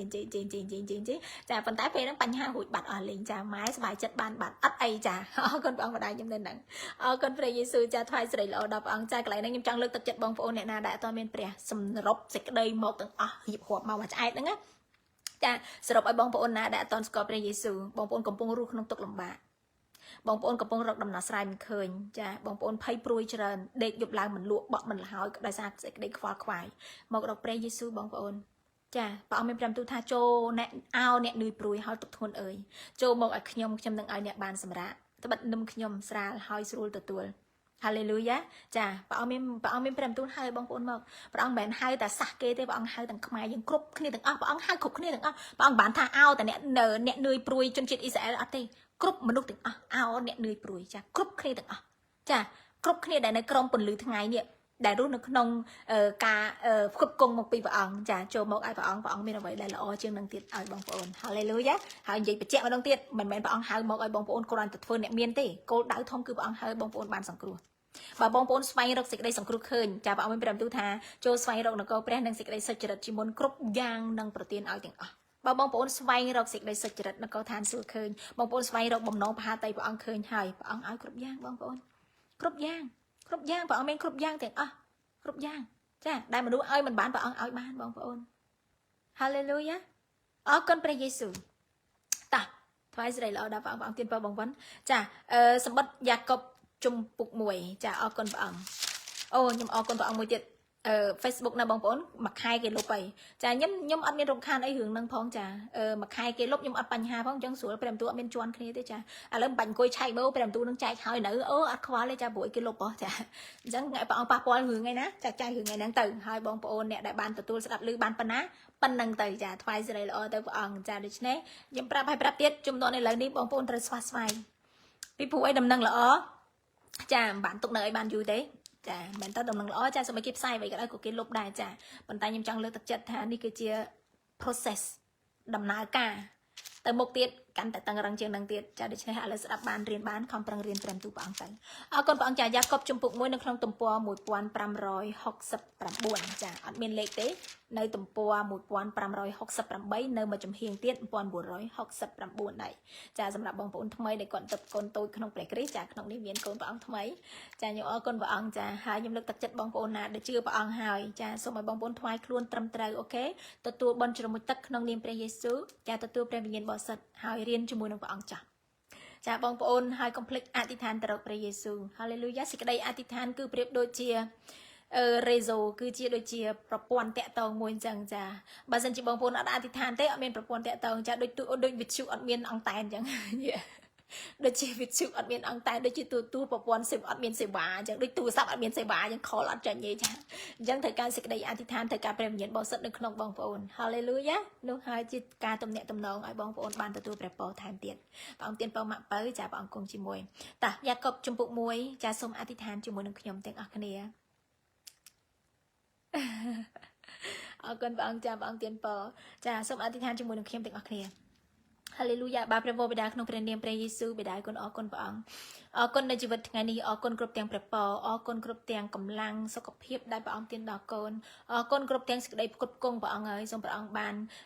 សូមឲ្យព្រះនាមព្រះអង្គបានសរសើរដំកើងសូមឲ្យរីកទ្រង់បានឆាប់មកដល់សូមឲ្យបំណងប្រាហាទៅទ្រង់ដែលអត់ខ្ចោះនោះបានសម្រេចនៅផែនដីដោយនៅឋានសួគ៌ដែរព្រះអង្គឲ្យបានសម្រេចនៅក្នុងជីវិតកូនដែលព្រះអង្គបានហៅមកសូមឲ្យកូនបានធ្វើតាមបំណងប្រាហាទៅទ្រង់សូមឲ្យកូនបានរស់ដើម្បីសរសើរថ្វាយសិរីល្អរបស់ទ្រង់ ដល់ត្រង់ឲ្យកូនបានជាពន្លឺជាអំបិលព្រះអង្គហើយឲ្យកូនបានរស់ដើម្បីផ្សាយពីព្រះនាមព្រះអង្គបិតាដ៏ជាព្រះអើយសូមឲ្យព្រះនាមទ្រង់បានលឺល្បីខ្ចោះខ្ចាយហើយសូមឲ្យនាមទ្រង់បានប៉ះពាល់ដល់ជីវិតមនុស្សទាំងអស់អ្នកណាដែលលឺហើយព្រះអង្គហើយសូមព្រះអង្គចាក់ចុចនៅក្នុងចិត្តគេឲ្យគេបានស្វែងរកព្រះអង្គហើយសូមព្រះអង្គដាក់សេចក្តីជំនឿនៅក្នុងគេគ្រប់គ្នាឲ្យគេបានទទួលព្រះអង្គឲ្យគេបានសង្គ្រោះហើយគេបានអធិដ្ឋានទៅរកព្រះអង្គឲ្យគេបានសរសើរទ្រង់ឲ្យគេបានទទួលព្រះអង្គជាព្រះហើយគេបានធ្វើជាទីបន្ទាល់ដល់គ្រប់ទីកន្លែងដោយដែលព្រះអង្គមានព្រះបន្ទូលថាចូលចេញទៅគ្រប់សាសផ្សាយដំណឹងល្អធ្វើទីបន្ទាល់ដើម្បីឲ្យអស់អ្នកណាដែលឮហើយគេជឿទទួលបន់ជ្រមុជទឹកនោះគេនឹងបានសង្គ្រោះព្រះអង្គហើយសូមឲ្យព្រះបន្ទូលនោះបានសម្រេចនៅក្នុងជីវិតបងប្អូនកូនគ្រប់គ្នាអ្នកណាដែលឮព្រះបន្ទូលថ្ងៃនេះព្រះយេស៊ូវគុណអរគុណព្រះអង្គណាស់ដែលព្រះបន្ទូលព្រះអង្គមិនដែលផ្លាស់ប្រែអរគុណព្រះអង្គណាស់សេចក្តីសន្យាទ្រង់មិនដែលផ្លាស់ប្រែសម្រាប់ជីវិតកូនគ្រប់គ្នាឡើយព្រះអង្គតែងតែសម្រេចតាមពេលវេលាដែលព្រះអង្គសពព្រះハតីបិតាដ៏ជាព្រះហើយគ្រប់ការទាំងអស់គុណសរសើរដំកើងដល់ទ្រង់គ្រប់ការទាំងអស់សូមឲ្យបានថ្វាយសិរីល្អដល់ទ្រង់តែមួយអង្គគត់ព្រះអង្គហើយគុណអរគុណទ្រង់គ្រប់យ៉ាងទាំងអស់សម្រាប់ព្រះបន្ទូលថ្ងៃនេះព្រះអង្គហើយសូមឲ្យព្រះបន្ទូលនេះបានដកជាប់ក្នុងចិត្តគំនិតកូនហើយឲ្យកូនបានចេះប្រព្រឹត្តតាមឲ្យកូនបានចេះស្រឡាញ់ដល់គេឲ្យកូនបានចេះអត់ទោសឲ្យគេឲ្យកូនគ្រប់គ្នានេះបានដើរតាមបំណងព្រះハតីទ្រង់ឲ្យកូនកុំឲ្យខ្វល់ខ្វាយជាមួយរឿងលោកីនេះតែខ្វល់ខ្វាយជាមួយនឹងសេចក្តីសុចរិតរស់ក្នុងសេចក្តីពិតជាមួយព្រះអង្គជាពន្លឺដល់គេគ្រប់គ្នាបិតាគុណអរគុណព្រះអង្គគុណថ្វាយការអធិដ្ឋានរៀនព្រះបន្ទូលនិងការច្រៀងសរសើរទាំងអស់នៅក្នុងព្រះនាមដ៏ខ្ពស់បំផុតគឺព្រះអង្គម្ចាស់ព្រះយេស៊ូវគ្រីស្ទពីស្រុកណាហ្សារ៉េតដែលបានសុគតនៅលើឈើឆ្កាងជំនួសបាបកូនអរគុណព្រះអង្គអរគុណនៅព្រះលិខិតដែលព្រះអង្គបង្ហូរមកលុបលាងកូនព្រះអង្គហើយកុំខាននឹងអត់ទោសកូនណាព្រះអង្គណាសូមព្រះអង្គលាងសម្អាតកូនដោយព្រះលិខិតទ្រង់ព្រះអង្គហើយសូមឲ្យកូនបានសស្អាតកូនបានជាទាំងអស់គ្នានៅក្នុងព្រះនាមព្រះអង្គម្ចាស់ព្រះយេស៊ូវគ្រីស្ទអាមែនអរគុណព្រះយេស៊ូវអរគុណព្រះអង្គខ្ញុំចាំអសិនមួយថ្ងៃនេះខ្ញុំបានបទចម្រៀងមួយក្នុងវិញ្ញាណខ្ញុំចាខ្ញុំបានបទចម្រៀងហ្នឹងចាខ្ញុំច្រៀងរហូតចាប្តីខ្ញុំគាត់សង្ឃថាបិទមាត់ខ្ញុំយប់ឡើងបិទភ្នែកចាមាត់នៅច្រៀងទៀតចាអរគុណបងចាខ្ញុំបានស្អាតខ្ញុំបាន free ខ្ញុំបានមានសេរីភាពដោយសារលិខិតព្រះយេស៊ូវគ្រីស្ទចាអរគុណព្រះអង្គចានឹងបទចម្រៀងហ្នឹងចាប៉ុន្តែទំនុកនឹងបានមកពីតាណាទេខ្ញុំអត់ដឹងថាទំនុកនឹងចេញមកពីតាណាទេគឺព្រះអង្គឲ្យមែនហ្មងចាបងប្អូនអរគុណព្រះអង្គតាណាព្រះអង្គអើយចាខ្ញុំខ្លាចភ្លេចទេបងប្អូនខ្ញុំថតទុកអរគុណព្រះអង្គអរគុណព្រះយេស៊ូវអូច្រឡំលុបមែនច្រឡំលុបបាត់មែនអូលុបបាត់ចាលុបមែនចាជើងល្អដែរហ្នឹងខ្លួនឯងចាថតឲ្យលុបបាត់ចាអរគុណព្រះអង្គអរគុណព្រះអង្គចាចាំថ្ងៃណាខ្ញុំសរសេរចប់ហើយខ្ញុំលេងភ្លេងបានចាខ្ញុំនឹងចែករំលែកឲ្យបងប្អូនទេចាពីព្រោះអីដែលព្រះអង្គដាក់នៅក្នុងវិញ្ញាណខ្ញុំគឺខ្ញុំបានរំដោះដោយសារលិខិតព្រះយេស៊ូវចាខ្ញុំបានរំដោះដោយសារនាមព្រះយេស៊ូវខ្ញុំបានស្អាតដោយសារលិខិតព្រះយេស៊ូវខ្ញុំបានជាដោយសាររូបកាយរបស់ព្រះយេស៊ូវចាព្រះអង្គដាក់នៅក្នុងវិញ្ញាណខ្ញុំចាជាភាសាអង់គ្លេសចាចាំរៀបចំសិនចាព្រះអង្គមករៀបចំឲ្យខ្ញុំបានគ្រប់គ្រាន់គឺខ្ញុំទៅចែកឲ្យបងប្អូនហើយចាយ៉ាកុបជំពូក1អរគុណព្រះអង្គយ៉ាកុបជំពូក1ចាខ1សម្បត្តិយ៉ាកុបជាបាវបំរើរបស់ព្រះហើយរបស់ព្រះអង្គម្ចាស់ព្រះអង្គម្ចាស់យេស៊ូវគ្រីស្ទខ្ញុំផ្ញើមកជម្រាបសួរដល់ពូជអម្បូរទាំង12ដែលត្រូវខ្ចាត់ខ្ចាយចាដូច្នេះពូជអម្បូរដែលខ្ចាត់ខ្ចាយអាមែនចារាជរបស់ព្រះអង្គដែលខ្ចាត់ខ្ចាយចាដូច្នេះខ្ញុំក៏ចង់ជម្រាបប្រាប់បងប្អូនដែលខ្ចាត់ខ្ចាយចាគឺមានន័យថាអ្នកដែលជឿព្រះអង្គ backslide ចាអ្នកដែលវង្វេងចាអ្នកដែលមិនទាន់រកព្រះឃើញចាអ្នកដែលខ្ចាត់ខ្ចាយទាំងម៉ានអាមែនខុសពីបងប្អូនអើយកាលណាអ្នករាល់គ្នាមានសេចក្តីល្បួងផ្សេងនោះត្រូវរាប់ជាសេចក្តីអំណរសពគ្រប់វិញចាបើបងប្អូនបានទទួលសេចក្តីល្បួងគឺមានន័យថាអូសប្បាយទៅបងប្អូនដើរត្រូវហើយបានអារៈវាមកល្បួងបងប្អូនអ្នកខ្លះសួរថាជាខ្ញុំជឿព្រះអង្គខ្ញុំកោតខ្លាចព្រះអង្គមិនចេះតែមានសេចក្តីល្បួងមកអញ្ចឹងចាសេចក្តីល្បួងព្រះអង្គមិនដែលដកចេញទេព្រះអង្គដាក់មកដើម្បីលបងលោយើងព្រះអង្គប្រឡែងឲ្យអារៈមានល្បួងចាដើម្បីដឹងថាកូនព្រះអង្គវាប្រឡងជាប់អត់ចាដូច្នេះកន្លែងហ្នឹងឯងថាមិនដែរអ្នកណាទៅរៀនអត់ដែរប្រឡងទេបើរៀនមិនប្រឡងទេធ្វើម៉េចបានសញ្ញាបត្រធ្វើម៉េចដឹងថាខ្លួនឯងឡើងថ្នាក់កើតមិនអញ្ចឹងយើងជឿព្រះអង្គចាតែងតែមានសេចក្តីល្បួងប៉ុន្តែសេចក្តីល្បួងមិនមកពីព្រះទេចាព្រះអង្គបើកឲ្យការនឹងមានអារៈវាមកល្បួងប៉ុន្តែព្រះអង្គបើកឲ្យកើតឡើងដើម្បីលបងលោយើងចាដើម្បីតេស្តសេចក្តីជំនឿយើងសាកមើលសេចក្តីជំនឿយើងតើដល់កម្រិតណាទំនុកចិត្តរបស់យើងជាមួយព្រះអង្គដល់កម្រិតណាតើសេចក្តីសុចរិតបរិសុទ្ធរបស់យើងនៅចំពោះព្រះអង្គនឹងដល់កម្រិតណាហាឡេលូយ៉ាដូចដែលបងប្អូនមើលក្នុងយូសេបចារឿងនេះធ្លាក់មកក្នុងគំនិតខ្ញុំ ចាយូសេពេលដែលគាត់ទៅដល់ផ្ទះបាត់តូហ្វាខ្មែរមិនហៅនិយាយអីបងហើយចាដែលនៅប្រទេសអេស៊ីបហ្នឹងចាដូច្នេះសេចក្តីល្បួងមកហើយប្រពន្ធរបស់គាត់ហ្នឹងមកប្រពន្ធរបស់មេរបស់គាត់ហ្នឹងមកចាចង់ដេកនៅជាមួយយូសេបតែយូសេបគាត់អត់បានធ្លាក់ក្នុងសេចក្តីល្បួងហ្នឹងទេចាកន្លែងហ្នឹងហើយដែលព្រះអង្គឃើញសេចក្តីសុចរិតបរិសុទ្ធរបស់យូសេបចាព្រះអង្គដៅចំណាំគាត់មកសម្រាប់ជាអ្នកគ្រប់គ្រងនៅប្រទេសអេស៊ីបហើយចាបន្ទាប់ពីស្ដេចផារ៉ោនហើយប៉ុន្តែព្រះអង្គដាក់ឲ្យមានសេចក្តីល្បួងហ្នឹងមកចឹងហ្នឹងមើលយូសេបវាទប់ខ្លួនជាប់អត់ចាវាទប់ជាប់យូសេបទប់ជាប់គាត់ទប់ជាប់សំទោសព្រះអង្គចាគាត់ទប់ជាប់ចាអញ្ចឹងគាត់អត់បានធ្លាក់ហើយព្រះអង្គបានលើកគាត់ឡើងមែនហាឡេលូយ៉ាចាដូច្នេះចង្រៃហ្នឹងឯងថាចូលឲ្យមានសេចក្តីអំណរចាពេលដែលមានសេចក្តីល្បួងផ្សេងនោះត្រូវរាប់ជាសេចក្តីអំណរសពគ្រប់វិញអសប្បាយទៅចាប៉ុន្តែកុំអសប្បាយក្នុងការធ្លាក់ក្នុងសេចក្តីល្បួងអសប្បាយដោយមានសេចក្តីល្បួងបងប្អូនតោងព្រះអង្គជាប់បងប្អូនអត់ធ្លាក់ក្នុងអំពើបាបហ្នឹងហាឡេលូយ៉ាអរគុណព្រះអង្គចាខ3ដែលដឹងថាការលបងលោមើលសេចក្តីជំនឿនៃអ្នករាល់គ្នានោះនាំបង្កើតឲ្យមានសេចក្តីខ្ជាប់ខ្ជួន yes ឃើញអត់បងប្អូនសេចក្តីលបងគឺជាដោយដឹងថាសេចក្តីលបងហ្នឹងឲ្យបងប្អូនមានសេចក្តីអំណរទៅដោយដឹងថាការលបងលោមើលចាព្រះអង្គកំពុងតែលបងលោយើងចាព្រះអង្គកំពុងតែលោមើលសេចក្តីជំនឿយើងនៃអ្នករាល់គ្នានោះនាំបង្កើតឲ្យមានសេចក្តីខ្ជាប់ខ្ជួនបើបងប្អូនជាប់បងប្អូនមិនធ្លាក់ក្នុងសេចក្តីល្បួងគឺមានថាបងប្អូនខ្ជាប់ខ្ជួនជាមួយព្រះអង្គហើយចាបងប្អូនប្រព្រឹត្តតាមព្រះបន្ទូលព្រះអង្គបានហើយបងប្អូនរឹងមាំហើយចាប៉ុន្តែកុំឲ្យអួតចាគ្រាន់តែឲ្យដឹងខ្លួនឯងថាខ្ញុំដល់កម្រិតណាចា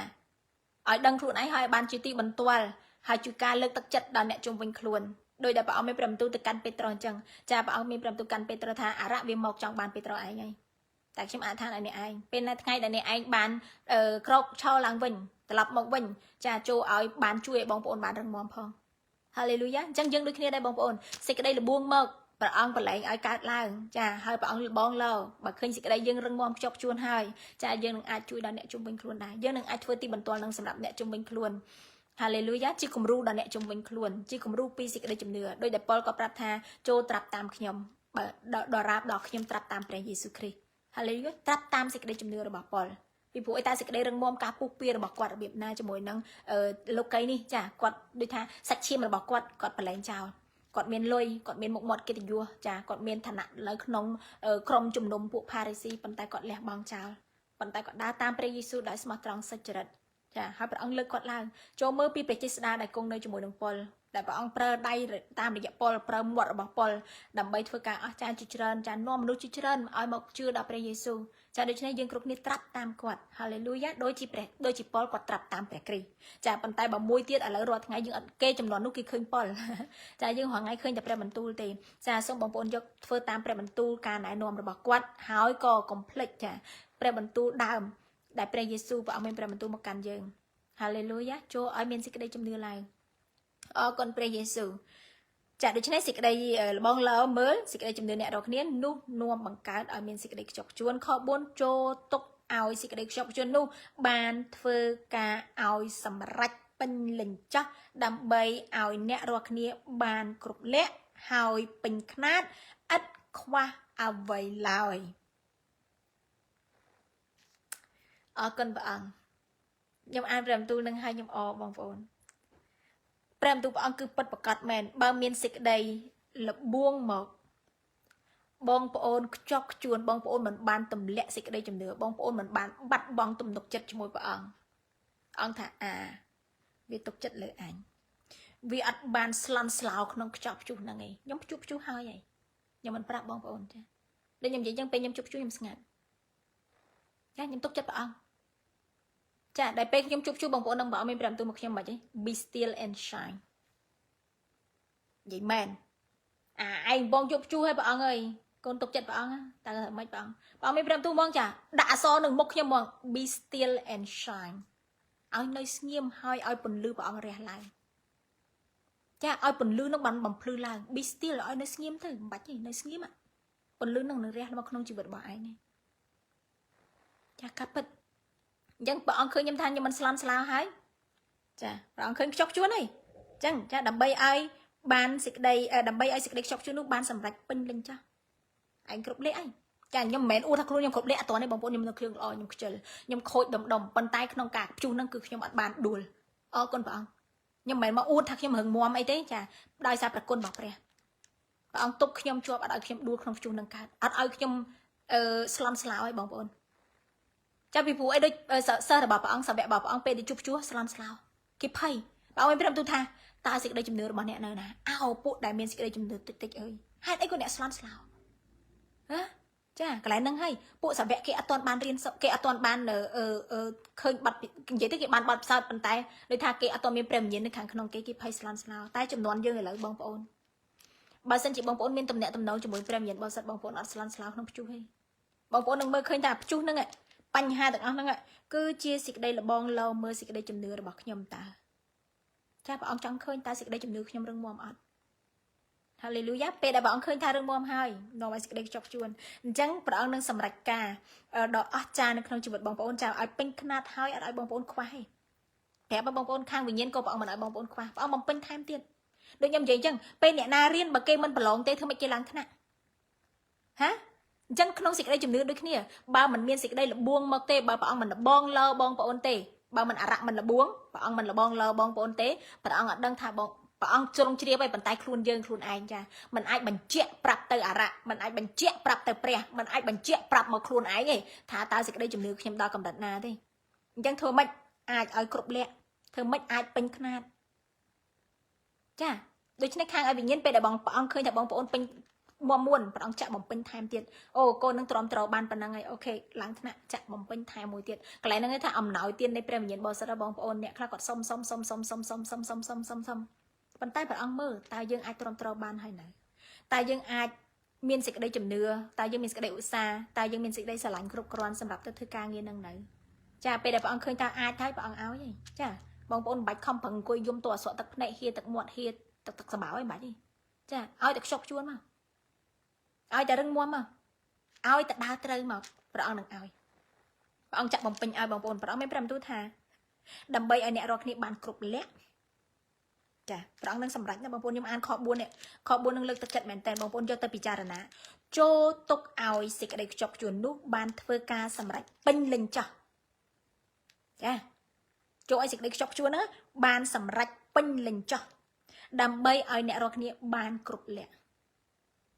đại sa xịt đây là bón á bông bồn đại sa xịt đây là bón lò đam mê nè rồi kia ban cột với lại hơi pin khát ăn khoa ông vậy lại ta bông bồn khoa ấy cần bà ông cột cung group dạng bà ông bông pin ai group dạng thì cái này nghe tha bà ông mình mến pre đại cro là thêm là ha mình ai ai côn bà ông nào môi lực mình ai lực một côn bà ông nào môi bà ông lực cái ban group pe thì bông bồn tại đây sầm khăn bà ông chọn khơi xịt đây sẽ trở được không kì bà ông chọn khơi xịt đây chọc chuôn được không kì chà bà ông chọn khơi ca để tha kê rừng mom không xịt đây chùm đưa hai mũi tiệt bà ông chọn khơi đạp pe đại bà ông đã ai tao vì miền ông nút ọt tiếng khang tự nhiên có được kia bóng ồn nói tiên được kia này bà sân chi bà ông chọn mơ tại cô nâng vì rừng mom hay nở vì squat anh hay nở vì cao khai anh hay nở chà bà ông khơi tha côn bà ông nâng á vì bẩn tiếp luôn vì cao khai pre ha việc chọc chuôn à vì ai tự tua ba đấy bà ông chạm pin time tiệt nói tiên khang tự nhiên chà vì bố nè clap bà ông chạm bằng pin hay gọi mềm nuốt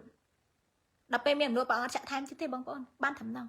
vì bố đơn vậy chứ bà ông mình đại ao ở vậy đầm bay ai cô nâng slap tê bà ông ao đầm bay ai cô nâng bàn rua hai ai cô nâng bàn miền sẽ đây nó ai cô nâng bàn bầm rỡ đò bà ông ai cô nâng đi thả bàn chia bẩn dạo đò nè trong mình luôn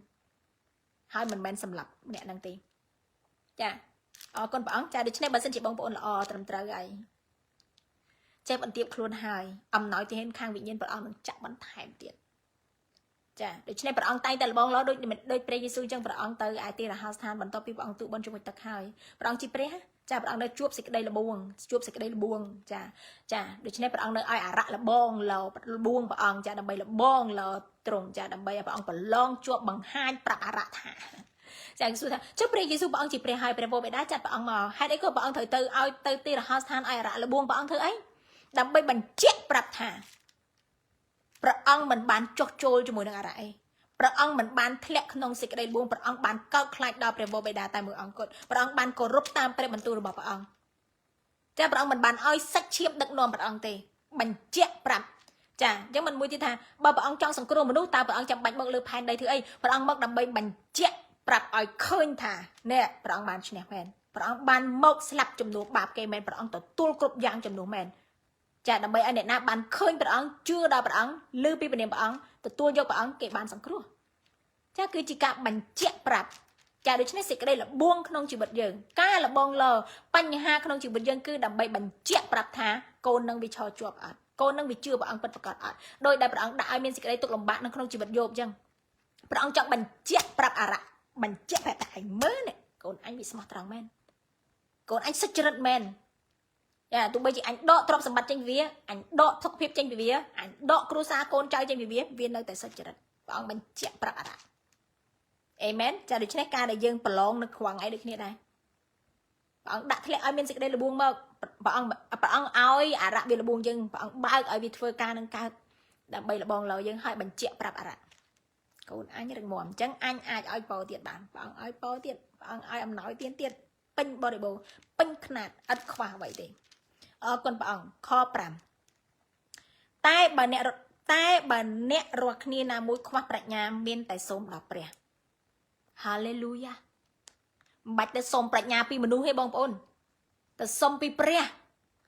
បើមាន5ទួលទេណាតែបើអ្នករាល់គ្នាណាមួយខ្វះប្រាជ្ញាមានតែសូមដល់ព្រះដែលទ្រង់ប្រទានដល់មនុស្សទាំងអស់ដោយសទ្ធាឥតបន្ទោសផងនោះទ្រង់នឹងប្រទានឲ្យហាឡេលូយ៉ាព្រះអង្គគឺជាតួអង្គនៃប្រាជ្ញាបើអ្នកណាមានព្រះយេស៊ូវអ្នកនោះមានប្រាជ្ញាអញ្ចឹងមិននិយាយចឹងអាចចុះព្រះអង្គបង្កើតផ្ទៃមេឃផែនដីទាំងអស់ព្រះអង្គបង្កើតមនុស្សគេសួរថាអូនោះអ្នកនោះបញ្ញាណាស់បង្កើតឡានតេស្លាមកអូឆ្លាតខ្លាំងណាស់មានប្រាជ្ញាខ្លាំងណាស់ចាបងប្អូនឃើញគេទៅធ្វើប៉ុណ្ណឹងបងប្អូនសារគេមានប្រាជ្ញាចុះមើលខ្លួនបងប្អូនវិញមើលអ្នកបង្កើតបងប្អូនវិញមើលទៅសារដល់ព្រះអង្គទៅព្រះអង្គមានប្រាជ្ញាខ្លាំងណាស់ព្រះអង្គដាក់របស់ទាំងអស់ចំកន្លែងព្រះអង្គទ្រង់ជ្រាបពីរបស់នឹងប្រើពីមិនអ្នកបង្កើតឡានទេស្លាអ្នកបង្កើតឡានទាំងបានបង្កើតស្អីធ្វើអីទាំងបានហ្នឹងគឺបានប្រាជ្ញាមកពីព្រះទេរៀនមកពីព្រះទេបងប្អូនមើលគំរូពីព្រះទេចាខ្ញុំតែនឹងនិយាយបងប្អូនខ្ញុំគិតក្នុងខួរក្បាលខ្ញុំចាពេលយើងជិះឡានណាបងប្អូនអង្គុយមើលអ្នកធ្វើឡានទាំងបានអង្គុយគិតទេចេញពីមនុស្សមកទេបងប្អូនចាគាត់មើលពីមនុស្សដំណើរមនុស្សដើរអូមើលសัตว์មើលអូសัตว์គោអាចដឹកមនុស្សបានអាចដឹកអីវ៉ាន់បានចាអញ្ចឹងបងប្អូនគិតគំនិតមនុស្សដែលបង្កើតឡានបង្កើតកង់មុនដំបូងគេគឺមើលរបស់អស់នឹងឯងមើលពីអ្វីដែលព្រះអង្គបង្កើតពីដើមដំបូងនឹងឯងចាគឺពីមនុស្សនឹងឯងពីសัตว์នឹងឯងដែលព្រះអង្គបង្កើតចាអរគុណព្រះអង្គអញ្ចឹងបើសិនជាបងប្អូនមានព្រះយេស៊ូវបងប្អូនមានប្រាជ្ញាដូចគ្នាដែរពីព្រោះព្រះអង្គគឺជាតួអង្គនៃប្រាជ្ញាដែលព្រះអង្គបង្កើតគ្រប់យ៉ាងទាំងអស់ដោយសារប្រាជ្ញាយោបល់ដោយសារព្រះបន្ទូលរបស់ព្រះអង្គហាឡេលូយ៉ាអរគុណព្រះអង្គចា៎ឆ្នេះព្រះយេស៊ូវព្រះអង្គសពរហតីប្រទានប្រាជ្ញាដល់មនុស្សគ្រប់គ្នាចា៎ព្រះអង្គមានព្រះបន្ទូលថាបើអ្នកណាខ្វះប្រាជ្ញាមានតែសូមដល់ព្រះដែលទ្រង់ប្រទានដល់មនុស្សទាំងអស់ដោយសទ្ធាព្រះអង្គសពហតីឲ្យមនុស្សទាំងអស់បានពេញដោយប្រាជ្ញាមកពីព្រះអង្គហើយព្រះអង្គឥតបន្ទោសទេ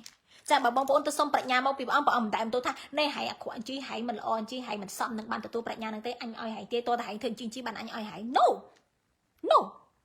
ឲ្យតែបងប្អូនទទួលសុំព្រះអង្គទោះបីជាបងប្អូនអាក្រក់ប៉ុណ្ណាក៏ដោយចាបងប្អូនក្រប៉ុណ្ណាក៏ដោយចាបងប្អូនខ្ជិលប៉ុណ្ណាក៏ដោយឲ្យតែបងប្អូនបោះជំហានទទួលសុំប្រាជ្ញាមកពីព្រះអង្គថាព្រះអង្គកូនអត់ចេះកន្លែងហ្នឹងកូនសុំប្រាជ្ញាមកពីព្រះអង្គអ្នកខ្លះថាតើតែខ្ញុំលន់តួស្អាតបាតបានព្រះអង្គទានឲ្យបោះជំហានសិនណាបងប្អូនបោះជំហានទៅសុំព្រះអង្គសិនណាបើបងប្អូនមិនដឹងខ្លួនឯងមានខុសទេបោះជំហានទៅសិនទៅបោះជំហានទៅព្រះអង្គតែបងប្អូនអាមិនក៏ដោយបោះជំហានទៅព្រះអង្គសិនទៅបើមិនបានមានព្រះបន្ទូលថាតើតាហែងស្អាតល្អតើតាហែងហ្នឹងពេញខ្នាតហើយតើតាហែងហ្នឹងគ្មានបាបសោះបានហែងមានសិទ្ធមកសុំព្រះអង្គឯងព្រះអង្គមិនបានបន្ទោសអញ្ចឹងឯងព្រះអង្គមានព្រះបន្ទូលថាព្រះអង្គឲ្យដល់គ្រប់មនុស្សទាំងអស់ដោយសទ្ធាឥតបន្ទោសផងចានោះទ្រង់នឹងប្រទានឲ្យពេលបងប្អូនទៅសុំប្រាជ្ញាមកពីព្រះអង្គឧទាហរណ៍ថាបងប្អូនរស់ក្នុងអំពើបាបឧទាហរណ៍ឯណាឧទាហរណ៍បងប្អូនអត់ទាន់ស្អាតនៅចំពោះព្រះអង្គឯងបងប្អូនកំផិតទៀតឧទាហរណ៍ណាចាហើយបងប្អូនថាខ្ញុំខ្វះប្រាជ្ញាខ្ញុំទៅអធិដ្ឋានសុំប្រាជ្ញាពីព្រះយេស៊ូវពេលដែលបងប្អូនអធិដ្ឋានសុំប្រាជ្ញារឿងធ្វើការរកស៊ីព្រះអង្គឲ្យប្រទានប្រាជ្ញាទាំងជីវិតរស់នៅទៀតព្រះអង្គនឹងប្រទានប្រាជ្ញាឲ្យបងប្អូននឹងចេះបន្ទាបខ្លួនថែមទៀតពីព្រោះបងប្អូនបោះជំហានទៅសុំប្រាជ្ញាពីព្រះចាហើយបើព្រះអង្គមានពេញបរិបូរណ៍ព្រះអង្គនឹងឲ្យគ្រប់យ៉ាងទាំងអស់ព្រះអង្គនឹងកែបងប្អូនទាំងអស់ដែលសំខាន់គឺបងប្អូនបោះជំហានទៅរកព្រះអង្គចាពីព្រោះអ្នកខ្លះថាអ្នកឯងមិនបរិសុទ្ធទៅសុំប្រាជ្ញាព្រះអង្គមិនឲ្យ No ព្រះបន្ទូលព្រះអង្គឲ្យដោយសទ្ធាឲ្យព្រះអង្គអត់បន្ទោសទេ